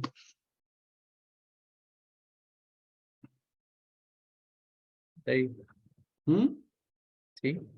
یہ تو ہے لاجیکل نہیں ہے. کیونکہ یہ نیچرل فینومینن ہے نا, کہ بھئی ستارے آسمان میں نمودار ہوتے ہیں, اس کے بعد غائب ہو جاتے ہیں, غروب ہوتے ہیں, طلوع ہوتے ہیں, ان کا مشرق ہے, ان کا مغرب ہے. اس میں پسند ناپسند والی بات کہاں سے آ گئی؟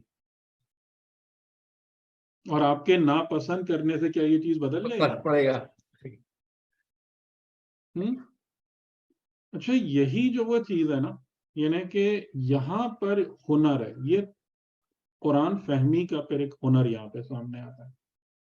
وہ ہنر یہ ہے کہ جب بھی قرآن کوئی بات بیان کرتا ہے نا, یعنی ایک واقعہ آپ کے سامنے بتایا, ایک اس کا نتیجہ آپ کو عطا کیا, ان کے درمیان کچھ گیپس اور بلینکس ہوتے ہیں, اور اگر ایک انسان بابصیرت ہے تو وہ ان بلینکس کو فل کر لیتا ہے اور پوری تصویر بنا لیتا ہے, پورا پاتھ اور ٹریک اس کے لیے بن جاتا ہے, واضح ہو جاتا ہے. ورنہ یہ کہ لوگ پھر الجھ کے رہ جاتے ہیں اور کسی صحیح جگہ تک نہیں پہنچ پاتے. ٹھیک, تو اب یہاں پر اس جملے کو آپ کس تناظر میں دیکھیں گے؟ سب سے پہلے ستارے کے تناظر میں نہیں, رب کے تناظر. ٹھیک ہے, پہلی بات یہ سامنے ہے. ورنہ اگر آپ تارے کے حوالے سے اس جملے کو دیکھیں گے تو یہ جملہ غلط ہے یا نہیں؟ صحیح ہے, تارا میں تو ٹھیک, یعنی ایک بات ہوئی, یہ جملہ دیکھا جائے گا رب کے حوالے سے. اور پھر وہی بات جو آپ نے کہی, درست کہی, کہ جب رب کے حوالے سے آپ بات کریں گے, یہ نہیں آپ نے پہلا بلینک گیپ فل کر لیا, کہ اس آخری جملے میں جو زور ہے, جو اشارہ ہے, جو موضوع ہے, وہ تارا نہیں ہے, اگرچہ کہ ابتدا تارے کے مشاہدے سے بھی تھی. ٹھیک,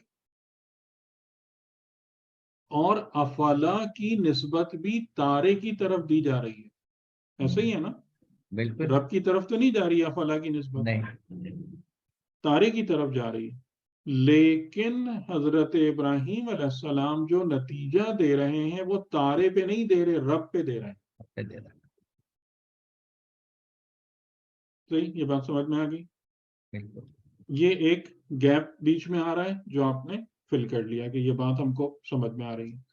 اچھا, اب جب اس کے بعد ہے کہ یعنی اب جیسے نیچرل فینومینن کے حوالے سے ہم نے بات کی, یا میتھمیٹیکل اس پرنسپل کے لحاظ سے بات کی, کہ وہاں پر محبت و نفرت و عداوت کا کوئی کام نہیں ہے, وہاں پر جو ہے وہ ہے, وہ آپ کو ویسے ہی قبول کرنا پڑے گا. لیکن جب آپ رب کے بارے میں رب کی طرف آتے ہیں تو رب کے حوالے سے پھر محبت کا ورڈ استعمال ہو رہا ہے, لا احب. میں محبت نہیں کرتا، یعنی اس کا مطلب یہ ہوا کہ جو رب ہے اسے انسان کی محبت کا مرکز ہونا چاہیے، یعنی جو آپ کا رب ہے وہی آپ کا محبوب ہو، اور جو آپ کا محبوب ہے وہ آپ کا رب ہو۔ یہ بات بھی درست ہے یا نہیں، جو یہاں سے سمجھ میں آ رہی ہے؟ ہاں یہاں سے سمجھ آ رہی ہے کہ اگر آپ رب کے علاوہ کسی کو مرکز محبت قرار دیں گے تو کیا ہوگا؟ تو کیا ہوگا؟ تو اس کو ہم اپنا رب مان لیں گے نا؟ نہیں، وہ آپ کو چھوڑ کے بھاگ جائے گا، وہ فول کر جائے گا۔ صحیح ہے نا؟ یعنی آپ دیکھ رہے ہیں کہ اس کے بیچ میں کتنے سٹیپس موجود ہیں جو آپ فل ان کر سکتے ہیں، کیونکہ اگر یہ احب و رب کی طرف جا رہا ہے تو اس کا مطلب کیا ہے کہ جو رب ہے وہ افول نہیں کرتا۔ جو رب ہے، ابھی آپ ہی نے کہا نا کہ رب کیا نہیں کرتا؟ غروب نہیں ہوتا۔ غروب نہیں ہوتا۔ رب تارے کی طرح نہیں ہے کہ جو تھوڑی دیر تمہارے سامنے اور پھر اس کے بعد ڈوب جائے، غائب ہو جائے، بلکہ رب کس کو ہونا چاہیے؟ جو ہمیشہ تمہارے ساتھ ہو، جو ہمیشہ تم کو اپنی نگرانی میں رکھے، جو ہمیشہ تمہارے مسائل کو حل کرنے کے لیے موجود ہو اور مرکز محبت ہو۔ تو اب یہاں سے ایک اور بھی بات نکل رہی ہے نا کہ انسان کیا دنیا میں خالی رب سے محبت کرتے ہیں؟ نہیں نا؟ لیکن جن کو بھی تم رب کے علاوہ اپنی محبت کا مرکز بناؤ گے وہ کیا ہوگا؟ غروب ہو جائے گا، غروب ہو جائے گا، ہاں ڈوب جائے گا۔ صحیح کہ بات نظر آتی ہی نہیں آتی؟ مال کی محبت، اولاد کی محبت، حکومت کی محبت، سب کے سب غروب ہوتے ہیں نہیں ہوتے؟ تو کتنا ڈیپ ہے یہ سینٹینس، صحیح ہے یا نہیں؟ جی، کہ ربوبیت کا پورا فلسفہ یہاں پر حضرت ابراہیم علیہ السلام نے اس ایک جملے میں واضح کر دیا۔ رب کون ہوتا ہے؟ اور جب یعنی یہ جملہ سبجیکٹیو ہے، آبجیکٹیو نہیں ہے، ٹھیک ہے؟ یعنی کہ جیسے ہم نیچرل فینومینن کی بات کرتے ہیں اور میتھمیٹیکل ریالٹیز یا پرنسپل یا فارمولے کی بات کرتے ہیں، وہ آبجیکٹیو ریالٹیز ہیں۔ سمجھ رہے ہیں نا؟ اس کا مطلب سب کو پتہ ہے نا سبجیکٹیو اور آبجیکٹیو کا، یا میں ایکسپلین کر دوں اس کو؟ ایکسپلین کر دیں سر، تھوڑا سا ایزی ہو جائے گا۔ جی، آبجیکٹیو کا مطلب یہ ہوتا ہے کہ ایک چیز عالم خارج میں موجود ہے، آپ کی وجہ سے اس پر کوئی اثر نہیں پڑتا، یعنی پڑھنے والا نہیں۔ اور سبجیکٹیو کا مطلب یہ ہوتا ہے کہ وہ چیز کہ جو آپ کی پسند ناپسند یا آپ کے رویے طور طریقوں پر ڈیپینڈنٹ ہوتی ہے، جس کا تعین کرنے میں آپ کی ذات کا بھی رول اپنی جگہ پر موجود ہوتا ہے۔ تو رب کو ماننا جو ہے، اب یہ ایک اور یعنی کہ یہ بہت ڈیپ فلسفیکل کنسپٹ ہے کہ رب کا ماننا آبجیکٹیو نہیں ہے بلکہ سبجیکٹیو ہے۔ تو یہ بہت عجیب سی بات ہے یا نہیں؟ یعنی اس کا مطلب کیا ہوا؟ اس کا مطلب یہ ہوا کہ ہر انسان کا رب جدا ہے۔ ہاں یہ مقصد آیا نا، تو یہ ہر انسان کا رب جدا ہے، اور یہ کس پر ڈیپینڈ کرتا ہے کہ بعض لوگ رب کو مطلب کے لیے مانتے ہیں، بعض لوگ رب کو جہنم سے بچنے کے لیے مانتے ہیں، بعض لوگ رب کو خالی دنیا کے مسائل حل کرنے کے لیے مانتے ہیں، بعض جنت جانے کے لیے مانتے ہیں، سو on۔ تو رب کو ماننا جو ہے وہ یہ نہیں ہے کہ ایک آبجیکٹیو کہ آپ کہیں گے جی یہ رب ہے اور جاؤ اور اس کو جا کے مان لو، یہ نہیں ہے، بلکہ کون اس حقیقت کو کس طریقے سے جان پاتا ہے، کتنی معرفت حاصل کر پاتا ہے، کتنا ادراک رکھتا ہے، کتنا شعور رکھتا ہے، اس سے کس حد تک کنیکٹ ہوتا ہے، کنیکٹ ہونے کے بعد اس سے کتنی محبت کرتا ہے، یہ سب کی سب چیزیں کس سے ریلیٹڈ ہیں؟ رب کو ماننے اور قبول کرنے سے. آپ اسے ایک جملے کی ڈیپتھ دیکھ رہے ہیں. اس کو، اور اس پر جو ہے نا، یعنی کہ مجھے اچھی طرح یاد ہے کہ اس کی جب میں نے تفسیر سنی تھی ایت اللہ جوادی عاملی سے، تو انہوں نے کتنی مرتبہ علامہ طباطبائی کا یہ جملہ دہرایا ہے اس لا احب الافلین پر، کہ قرآن نہ کلام ہے، نہ فلسفہ ہے، نہ عرفان ہے، بلکہ قرآن نور ہے. یہ کلام خدا میں ہی اتنی سکت ہوتی ہے، اتنی جان ہوتی ہے کہ اتنے مسائل کو، اتنے دقیق مسائل کو اور اتنی گہری معرفت اتنی آسانی سے آپ کے سامنے رکھ دے. اس کو کہتے ہیں القرآن و نور. یہ نور ہے کہ اگر میں نے اور آپ نے اپنے دل دماغ کے دروازے کھولے ہوئے ہیں نا، تو یہ اس طریقے سے آ کے لائک فلیش آف لائٹ مجھے اور آپ کو روشن کر دیتا ہے. کلیئر ہو رہی ہیں باتیں کچھ؟ جی سر. جی جی. لا احب الآفلین، غروب ہو جانے والوں سے میں محبت نہیں کرتا. تو اتنے سارے مسائل یہاں پہ روشن ہو گئے کہ رب کو ماننا یعنی کیا چیز، کیا ہوتا ہے. ورنہ اگر رب ایک آبجیکٹو ریالٹی ہے ستارے سیارے کی طرح سے، تو وہاں پر لفظ محبت کا استعمال کرنا حماقت ہے. لفظ محبت وہاں پر اپلائی نہیں ہوتا. تو اس سے ہم کو یہ بات سمجھ میں آ گیا کہ رب کی قبولیت یا رب پر ایمان ایک آبجیکٹو پرابلم نہیں ہے، سبجیکٹو مسئلہ ہے. اور ہر انسان کی اپنی زندگی اور اپنی معرفت اور اپنی علمیت اور تزکیے سے ریلیٹ ہے رب کو ماننا. صحیح بات سمجھ میں آ گئی؟ یہ بہت بہت اہم ہے. آپ خدا کو اتنا ہی مان پائیں گے جتنا زیادہ آپ اپنے نفس میں پاکیزگی و طہارت رکھتے ہیں. میں نے بہت عجیب بات کہی نا ابھی؟ جی. آپ ائمہ علیہم السلام کی اتنی ہی ولایت حاصل کر پائیں گے جتنا آپ اس ولایت کے نور کو ایبزارب کرنے کی کیپیسٹی رکھتے ہیں.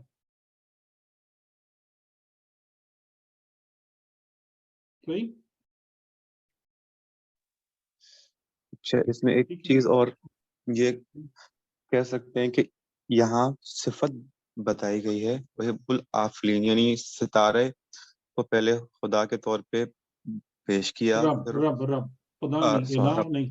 اس بارے میں بہت اسپیسیفک رہی ہے. جی رب. اچھا ٹھیک ہے، رب کے بارے میں پیش کیا. اور پھر جب اس کو ریفیوز کیا تو اس صفت کے ذریعے سے بتایا. تو اس سے یہ ہم سمجھ سکتے ہیں کہ خدا کو بھی جو سمجھنے کے لیے یہاں پہ کہا جا رہا ہے صفت سے زیادہ جو ہے نا، نہیں صفت سے زیادہ یہ بیہیویئر ہے. اچھا یہ کوالٹی نہیں ہے ستارے کی، بلکہ اس کا بیہیویئر ہے. ٹھیک ہے، کیونکہ کوالٹی وہ ہوتی ہے جو اس کی ذات میں موجود ہوتی ہے. تو یعنی یہ اس کا بیہیویئر ہے کہ وہ جو بھی غروب ہو جائے، ظاہر ہے کہ وہ غروب ہو گیا یعنی میرا اس کا کنیکشن کٹ آف ہو گیا. تو رب کا تو مطلب ہی یہی ہے نا کہ رب کون ہوتا ہے؟ جو آپ کو پرووائڈ کرے، جو آپ کے مسائل حل کرے، جو آپ کی فریاد سنے، جو آپ کے دکھ درد میں آپ کا سہارا بنے. وہی رب ہے نا آپ کا. بالکل ہے. ٹھیک. تو جو غروب ہو گیا، جو غائب ہو گیا، وہ یہ سب کام کیسے کرے گا پھر؟ تو یہ تو ایک بہت سمپل بات سمجھ میں آ رہی ہے نا. لیکن جیسا میں نے آپ کو بتایا کہ لا احب از ریئلی ونڈرفل، کہ جو بظاہر غلط ایک سینٹینس ہے، غلط یعنی ہمیں وہ دے رہا ہے اس کا کہ یہ یہاں پہ فٹ نہیں ہوتا لا احب، لیکن یہ لا احب ہی آپ کو پوری ربوبیت سمجھا رہا ہے. ٹھیک ہے، بالکل.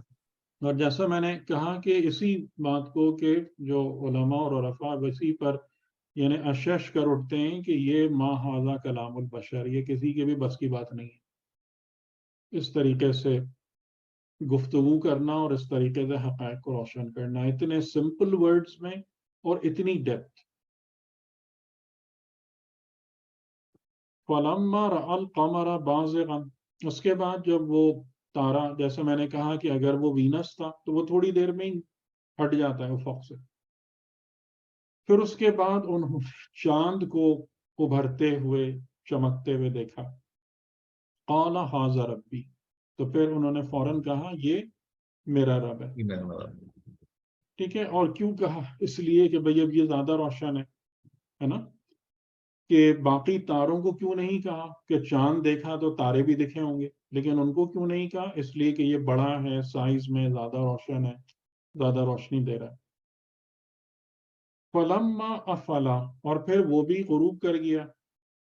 قَالَ لَئِن لَّمْ يَهْدِنِي رَبِّي لَأَكُونَنَّ مِنَ الْقَوْمِ الضَّالِّينَ. اب دیکھیں یہ ایجوکیشن جو میں نے آپ کو بتایا نا، جو حجت یعنی کہ the way of doing arguments، جو حضرت ابراہیم علیہ السلام کو ایک خصوصی طریقہ خدا نے سکھایا تھا جو بعد میں پھر انسانیت میں ٹریول کیا.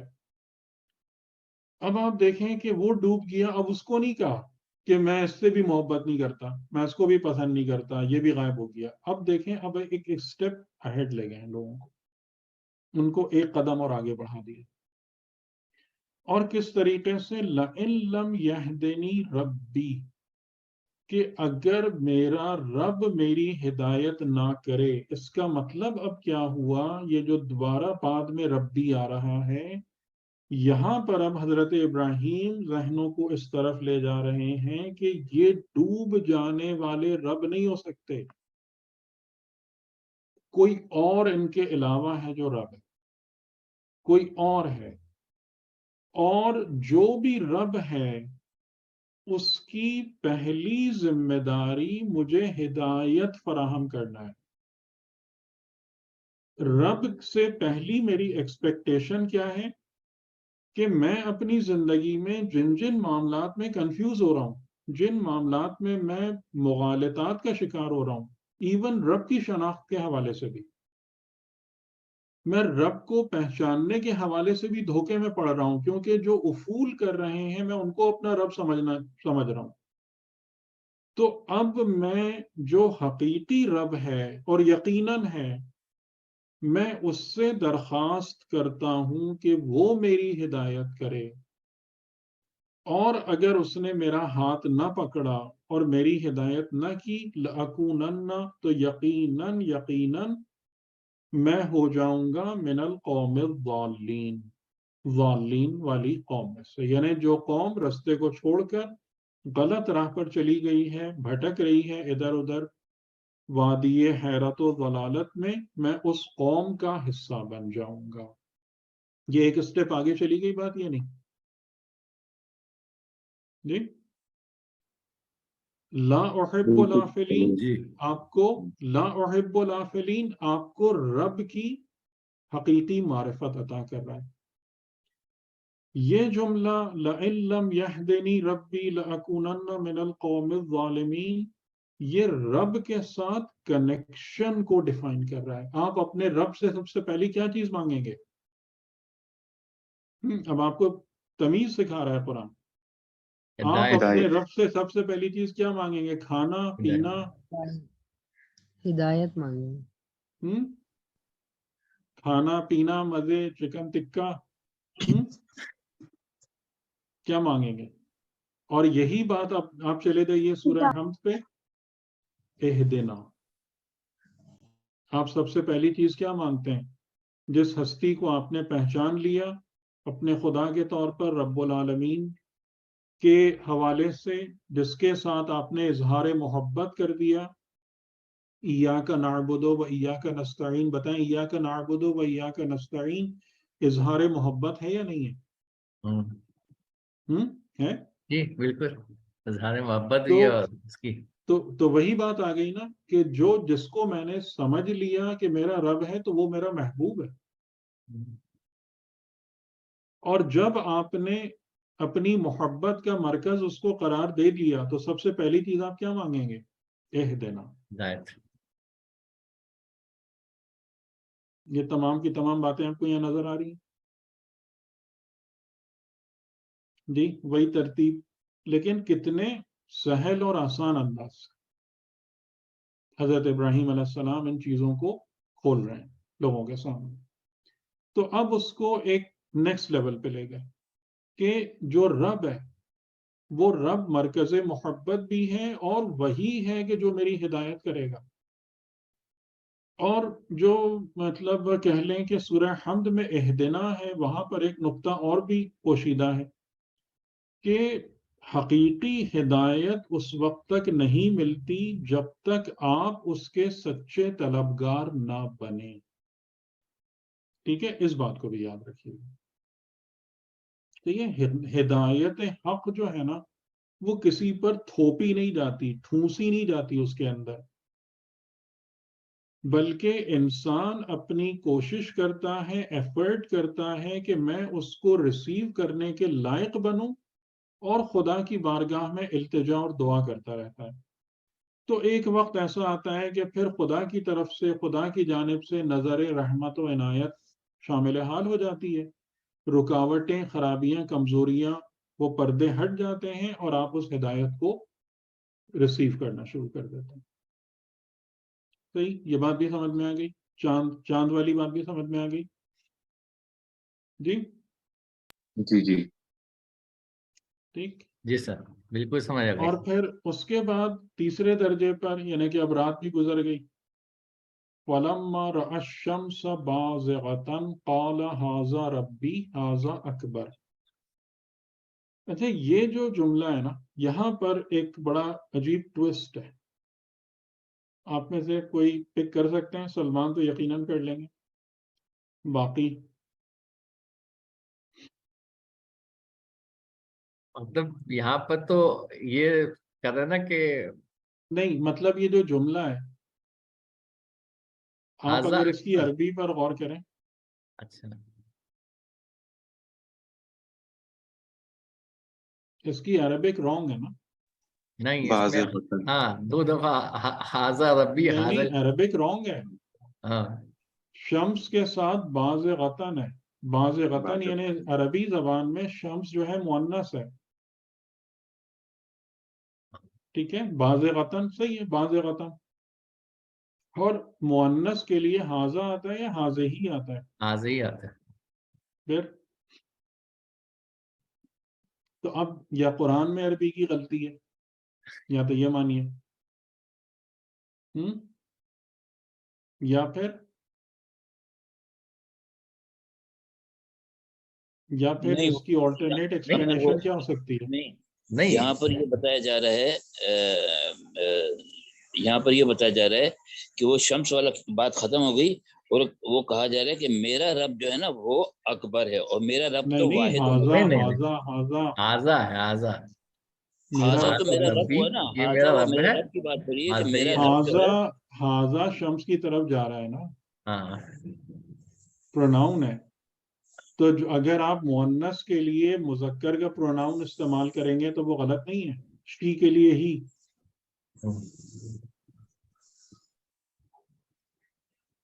تو اس کو جیسے علامہ طباطبائی نے اس طریقے سے بیان کیا ہے کہ یہ جملہ یہ بتا رہا ہے، کیونکہ دیکھیں یہ قرآن کے لفظ کی غلطی نہیں ہے.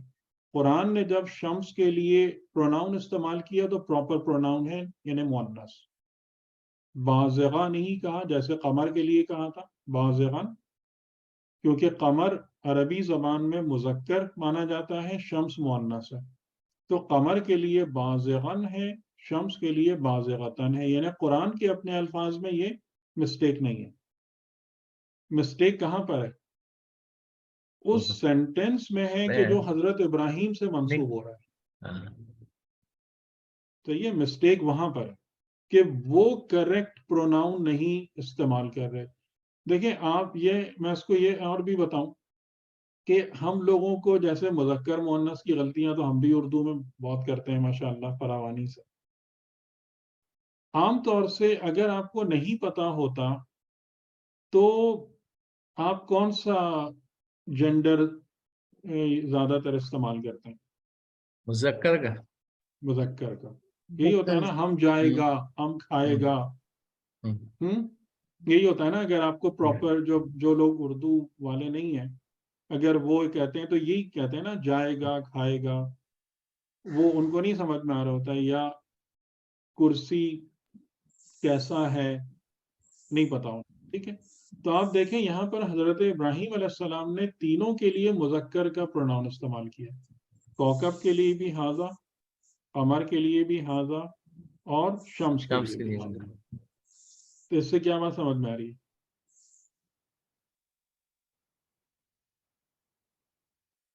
वो इनको नहीं जानते।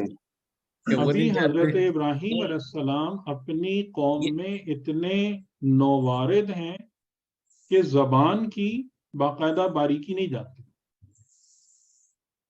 लैंग्वेज की बारीकी नहीं। ये तो अपनी जबान, ये अरबी में तो नहीं बात कर रहे हैं ना। देखिए सुनिए, ये अरबी में तो बात नहीं कर रहे, ये अपनी जबान में किसी जबान में बात कर रहे हैं। अरबी में कुरान जो बयान कर रहा है वो तो यही बयान कर रहा है ना। कुरान क्यों ये, अच्छा कुरान ने ये रास्ता क्यों इख्तियार किया? कुरान क्या समझाना चाह रहा है हमको? चलिए आप बताइए ना। हजरत इब्राहीम अलैहिस्सलाम के रॉन्ग लैंग्वेज या रॉन्ग प्रोनाउन के इस्तेमाल से कुरान हमको क्या समझाना चाहता है? हाँ, ये तो अभी वारिद हुआ है, समझ आइए। तो अभी तो इसके बारे में सोचा भी नहीं है कि क्या वो समझाना चाह रहे हैं। तो भूल गए रिजवान भाई सारी बातें। जी जी, आप सारी बातें भूल गए।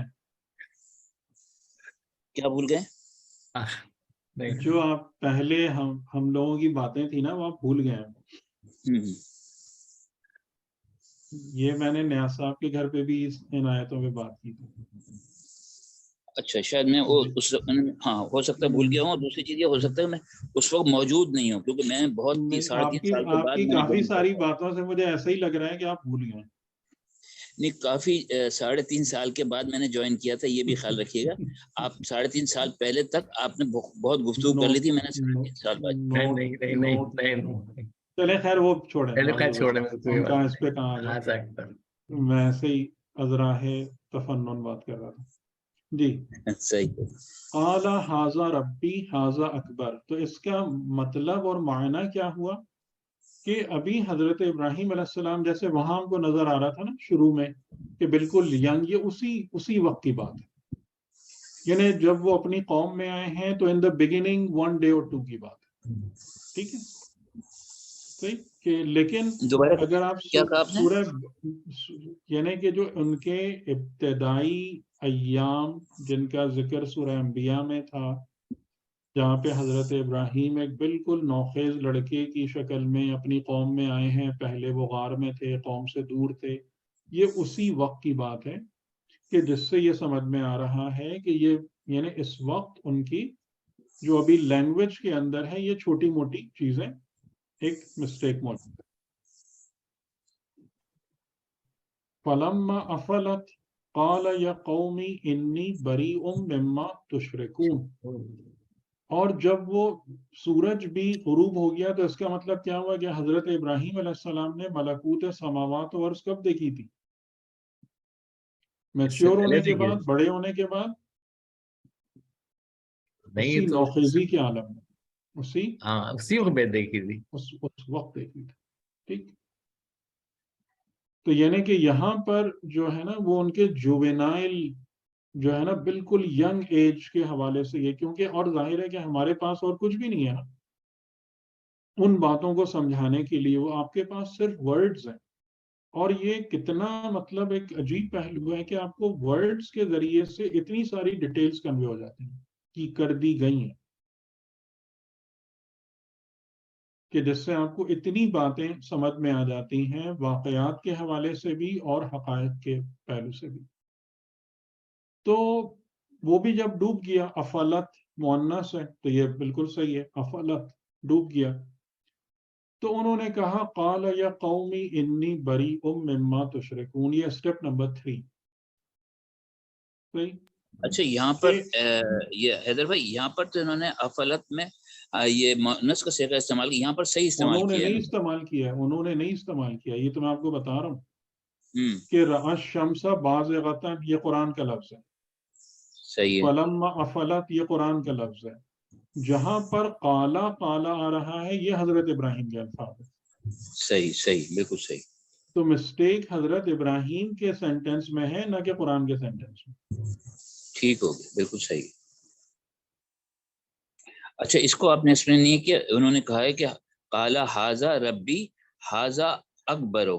ہاں اس تو کو تھوڑا یعنی کہ اس کو ہم نے وہ ابھی قمر کے اس پہ کہا نا کہ اب وہ چھوٹے سے بڑے کی طرف جا رہے ہیں کہ جو زیادہ بڑا ہے زیادہ روشن ہے, یعنی کہ اب اس سے زیادہ تو کوئی بھی نہیں آتا نا بڑا آسمان میں, کہ اگر آپ پورے 24 گھنٹے کے سائیکل کو دیکھ لیں تو سورج سے بزرگ تر اور روشن تر تو آسمان میں کوئی بھی نظر نہیں آتا. ہاں لیکن وہ تو یہ کہہ رہے ہیں کہ میرا رب جو ہے وہ اس سے بھی بڑا ہے, یعنی کہ وہ سب سے بڑا ہے. نہیں انہوں نے یہ سب بات نہیں استعمال کیا نا, یہ سب بات نہیں کی.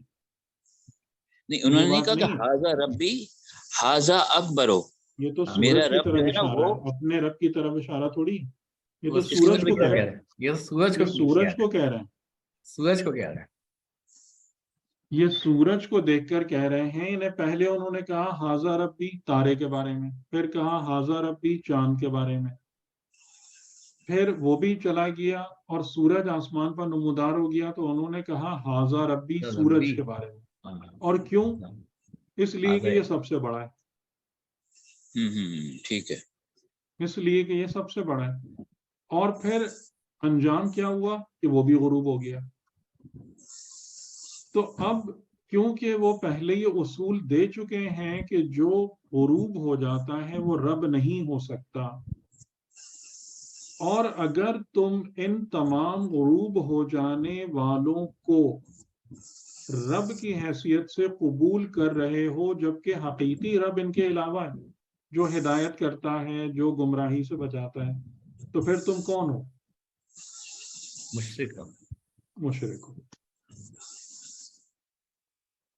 ٹھیک, کہ اگر تم ان سب کو غروب ہو جانے والوں کو اپنا رب مان رہے ہو جو کہ رب ہونے کی بنیادی شرط کو ہی پورا نہیں کر رہے,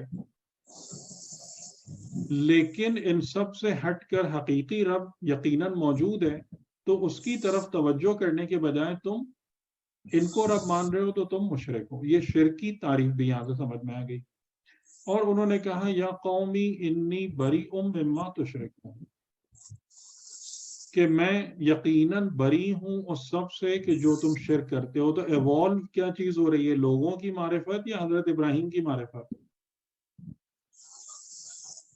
لوگوں کو نیٹ رزلٹ بتا رہے ہو تو لوگوں کی معرفت. ٹھیک ہے نا, لوگوں کی معرفت کو اس طریقے سے ترقی دے رہے ہیں.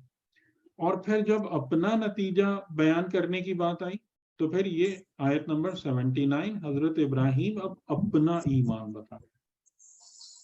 ٹھیک ہے, تو آپ دیکھیں کہ قرآن کریم نے ان 3 آیتوں کو ملفوف کیا ہے, لپیٹا ہے, انولپ کیا ہے ان 2 آیتوں میں.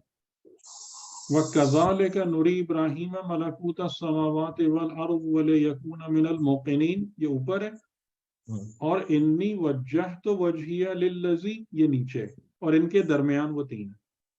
تو اس سے آپ کو سمجھ میں آ رہا ہے, آپ کہیں سے بھی یہ کوئی کسی غلط فہمی کا شکار ہو سکتا ہے کہ یہ ابراہیم علیہ السلام کے اپنے کوئی نظریات تھے.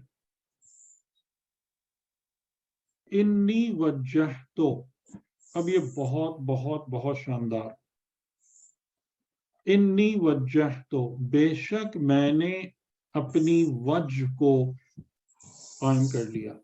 وجہ یعنی سمت, ڈائریکشن, اپنی ڈائریکشن کو میں نے الائن کر لیا. کس سے؟ وجہیا, اس کی وجہ سے. للذی فطر السماوات والارض, جو آسمانوں اور زمین کا رب نہیں ہے, جو آسمانوں اور زمین کا خالق نہیں ہے, جو آسمانوں اور زمین کا مالک نہیں ہے, بلکہ جو آسمان اور زمین کا فاطر ہے. ٹھیک ہے, اسی لیے میں کہہ رہا تھا کہ اس پہ بہت زیادہ غور کیجیے گا کہ حضرت ابراہیم علیہ السلام لوگوں سے جب احتجاج فرما رہے ہیں تو وہاں پر رب کا ورڈ بار بار ریپیٹ ہو رہا ہے نا, रब आया ना तीनों जगह, हाजा जी, रब्बी, ठीक है। हाजा रब्बी, हाजा रब्बी, ऐसे ही है ना। ठीक है, उसकी वजह क्या है? उसकी वजह यह है कि लोग बुनियादी तौर पर किस चीज में इंटरेस्टेड होते हैं? हाँ, उन्हें इलाह और माबूद हकीकतन नहीं चाहिए होता है, उन्हें रब चाहिए। हकीकत नहीं चाहिए होती है, उन्हें वो चाहिए होता है जो उनकी जिंदगी के मसाइल हल करे। अच्छा, ये फतरा का क्या, अब इसमें फतरा को जरा समझाएं कि ये फतरा क्यों कहा गया है? फातिर यानी कि जो बुनियाद रखने वाला है। ये मैंने सूरह अंबिया में आप लोगों को वाज़े किया था, बताया था ना। जी जी, फातिर का मतलब तफसील से जी। फतरा यानी कि जो बुनियाद रखता है, जो बिना रखता है, असल बीज जिसका होता है। अच्छा, रब भी अगर इस्तेमाल होता तो वो फिर क्यों मुनासिब नहीं होता? क्योंकि रब में भी यह है कि वो इसलिए कि परवरिश रब देता की है जो और वो बारी कमाल आती है देता वो बहुत डाउन उसमें आती है है। जी, अच्छा, रब की जो बारी आती है, रब जो है ना वो तनज़्ज़ुल करके एक इसमें खुदा है कि अगर अच्छा, कोई भी, यानी आपकी जो मारिफत होती है तो आप अपनी मारिफत की जड़ पे जाते हैं या उसके छिलके पे आते हैं? पहले तो छिलके पे आएंगे ना सर। नहीं, बिल्कुल भी नहीं। आप अगर अपनी मारिफत को बयान करेंगे तो जड़ से असल से छिलके पर आएंगे या छिलके से असल पे जाएंगे? पहले छिलके आप से अपने मारिफत की हकीकत को बयान करते हैं ना, हाँ, वो असल तक जाएंगे, उसकी जड़ तक जाएंगे। सही, तो ये हकीकत बयान करते हैं ना, उसी से तो सही, पता चलता है कि आप मानते किसको हैं। सही है। उसी से तो समझ में आती है ना बात कि आपके मारिफत की डेप्थ क्या है, उसकी रूट क्या है, उसके बाद आप उसको एक्सप्लेन करते हैं मुख्तलिफ डायरेक्शन में। तो सही, हजरत इब्राहीम अलैहिस्सलाम उस हस्ती को किस नजर से देखते हैं? फातिर समावात वल अर्द।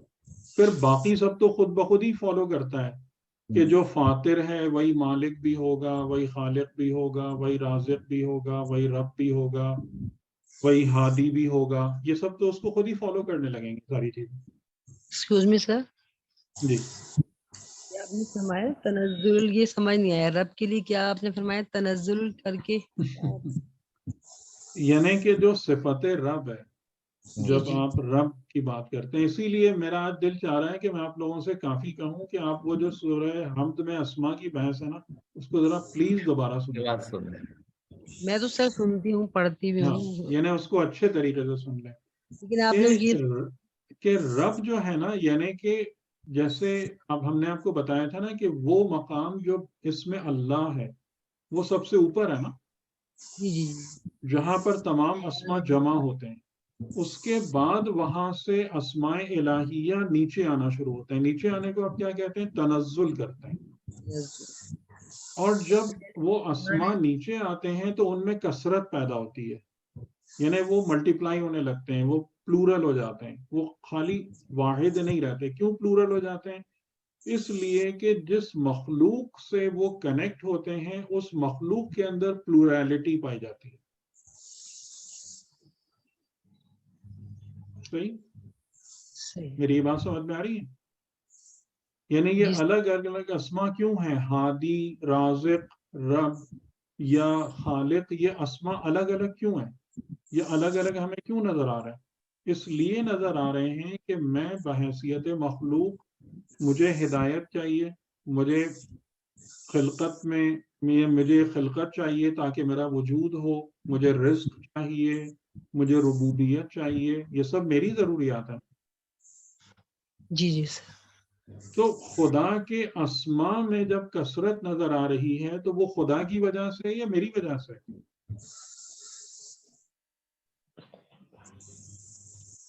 मेरी वजह से भी है कि मुझे जरूरत है, जो जो मेरी खुदा वजह से है ना, मेरी वजह से है ना। जी सर। ये बात नहीं समझ में आ रही आप लोगों को? जी सर, समझ आ गई। जी जी, समझ यानी आएगी। कि अगर एक जो है कोई रिस्क लेने वाला ना हो तो सिफत रज़ाकियत ज़ुहूर करेगी क्या? नहीं। अगरचे कि वो असल इसमें अल्लाह में मौजूद है, لیکن الگ سے صفت رزاقیت کب نظر آتی ہے؟ جب رزق کو لینے والا کوئی ہوتا ہے.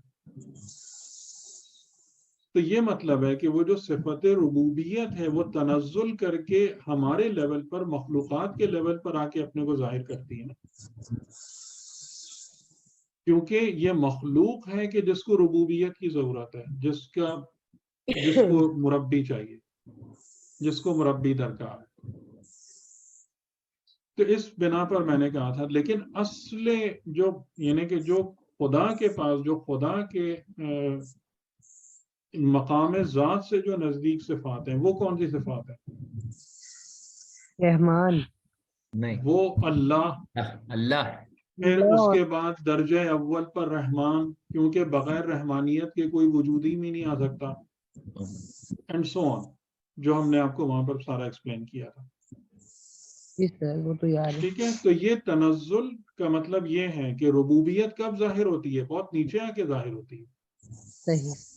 جب وہ مخلوقات سامنے آ جائیں کہ جن کو ربوبیت کی ضرورت ہے.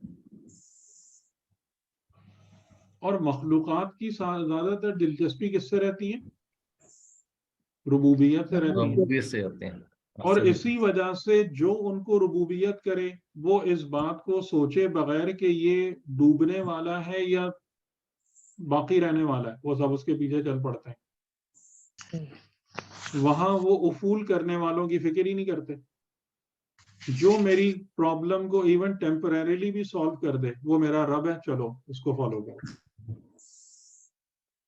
صحیح. لیکن جب حضرت ابراہیم علیہ السلام اپنا ایمان بتا رہے ہیں تو وہ فرما رہے ہیں کہ میں خدا کو فقط رب نہیں دیکھتا، میں کس کی بندگی کرتا ہوں، میں کس سے جڑتا ہوں، میں کس کے آگے جھکتا ہوں. جو اس پورے نظام کا فاتر ہے، اس کی بنیاد جس کے ہاتھ میں ہے، جس نے اس کی بنیاد کو قائم کرنا ہے. میں نے اپنے وجہ کو، اپنی ڈائریکشن کو، اپنی لائف کو اس سے الائن کر دیا. وجہ ویسے چہرے کو بولتے ہیں نا، تو چہرے کا مطلب چہرہ مصداق ہے. وجہ کا مطلب ہوتا ہے ڈائریکشن، سمت. صحیح. وجہ کا مصداق چہرہ ہے. ادھر ہم دیکھ رہے ہوتے ہیں، ادھر ہمارا چہرہ ہوتا ہے نا. ہاں، کیونکہ چہرہ آپ کی ڈائریکشن کا تعین کرتا ہے. جی سر. اس لیے چہرے کو وجہ کہا جاتا ہے. السلام علیکم. وعلیکم السلام. سر مجھے بات یہ کہنی تھی کہ مجھے جو سمجھ میں آیا ہے، آپ نے جو بھی بیان فرمایا کہ جو پروردگار عالم کے جو اسماء گرامی ہے وہ ہمارے لیے ہیں، کہ اگر مجھے رزق کی ضرورت ہے تو خدا کو اس نام سے کہہ کے میں اس کو. یہی میں کہہ رہا تھا نا کہ میں نے جو حضرت آدم کے اسماء اور سورہ حم میں ان باتوں کو تفصیل سے بیان کیا تھا کہ اسماء جو ہیں وہ کائنات میں موجود وہ قوتیں ہیں کہ جو ایک مخصوص جن کے ذریعے سے حقیقتیں ظاہر ہوتی ہیں اور اعمال انجام پذیر ہوتے ہیں. جی. تو یعنی کہ اگر آپ کو رزق چاہیے تو آپ کس اسم سے استفادہ کریں گی؟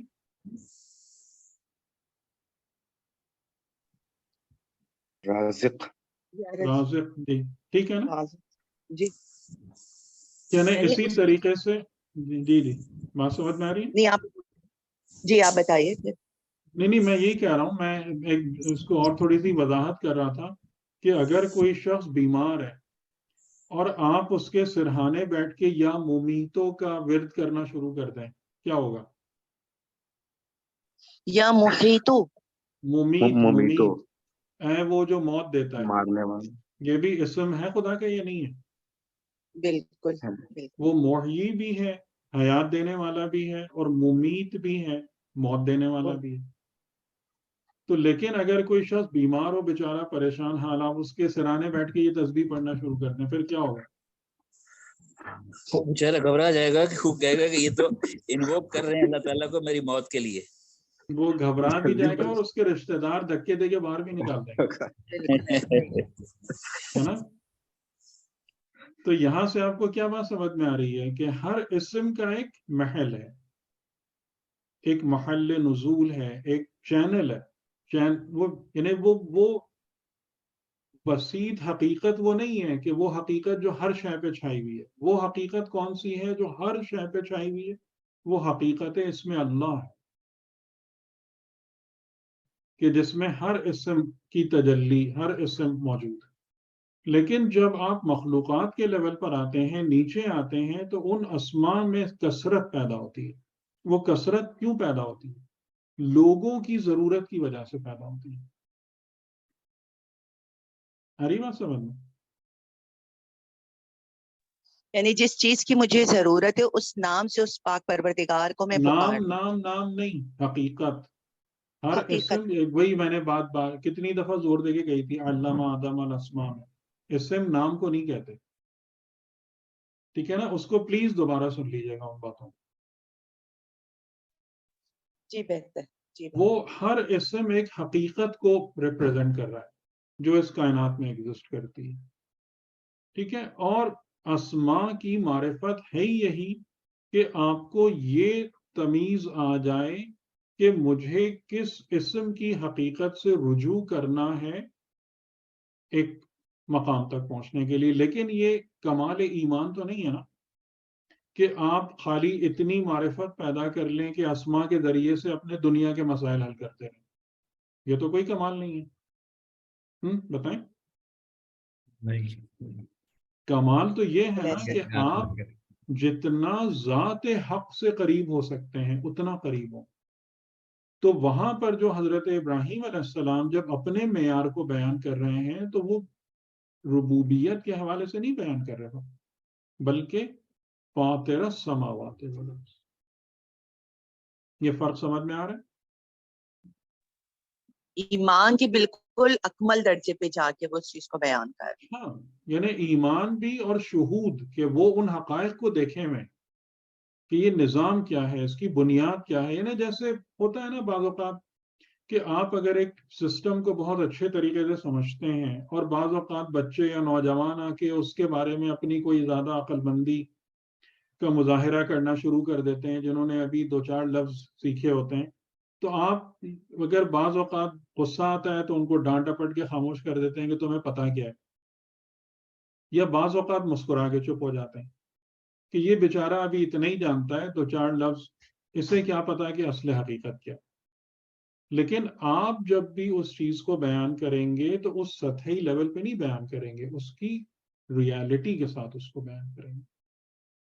ٹھیک ہے؟ تو اس سے ہم کو یہ بات پتہ چل رہی ہے کہ یہ جتنی بھی گفتگو تھی یہ حضرت ابراہیم علیہ السلام کے اپنے ایمان کا اظہار نہیں تھا.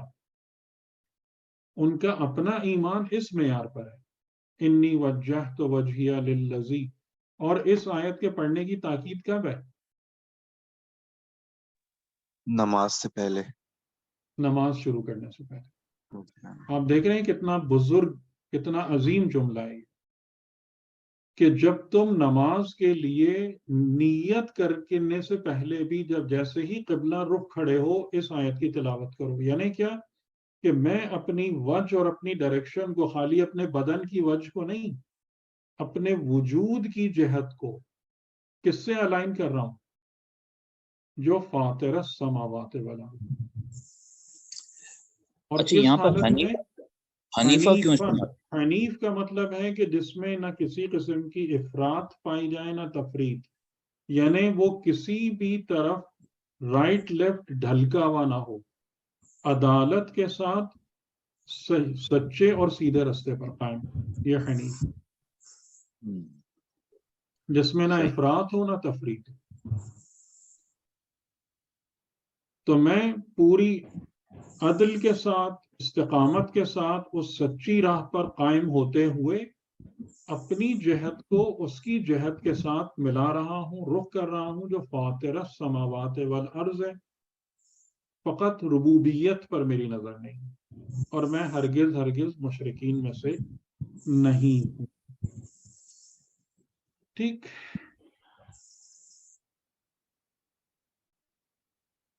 آگے بات سمجھ میں؟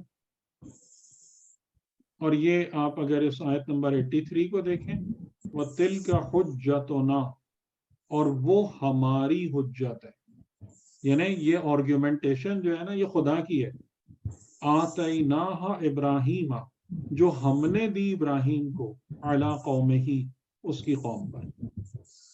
تو یہ طریقہ بات کرنے کا کس نے سکھایا حضرت ابراہیم کو؟ اللہ تعالیٰ، خدا نے سکھایا.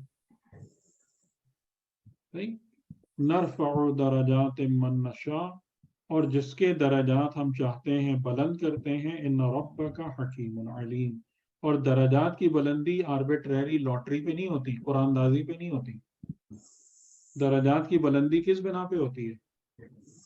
خدائے حکیم و علیم کے حکمت اور علم کی بنا پہ ہوتی ہے، کہ خدا ہر انسان کے بارے میں انتہائی گہرائی تک جانتا ہے کہ کس کے اندر کیا ہے، کس کے اندر کیا ورتھ ہے، کیا کوالٹی ہے، اور پھر اس کو اس کے درجات فرماتا ہے اور اس کو اپنی حجت عطا کرتا ہے اپنی بارگاہ سے کہ تم اس کو لو اور جاؤ اور لوگوں کی ہدایت کرو. بات واضح ہوئی؟ کچھ سمجھ میں آیا؟ بہت مشکل باتیں تو نہیں تھیں.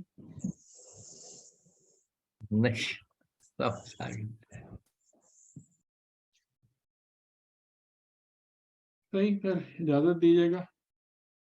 اور پلیز ذرا اس کو جو ہے نا اسما والی گفتگو کو، سورہ حمد اور حضرت آدم والی نا، اس کو اچھے طریقے سے سن کر اور اس کے نوٹس بنا لیجئے، اور اگر اس میں کوئی سوالات ہیں تو وہ مجھ سے دوبارہ ڈسکس کر لیں.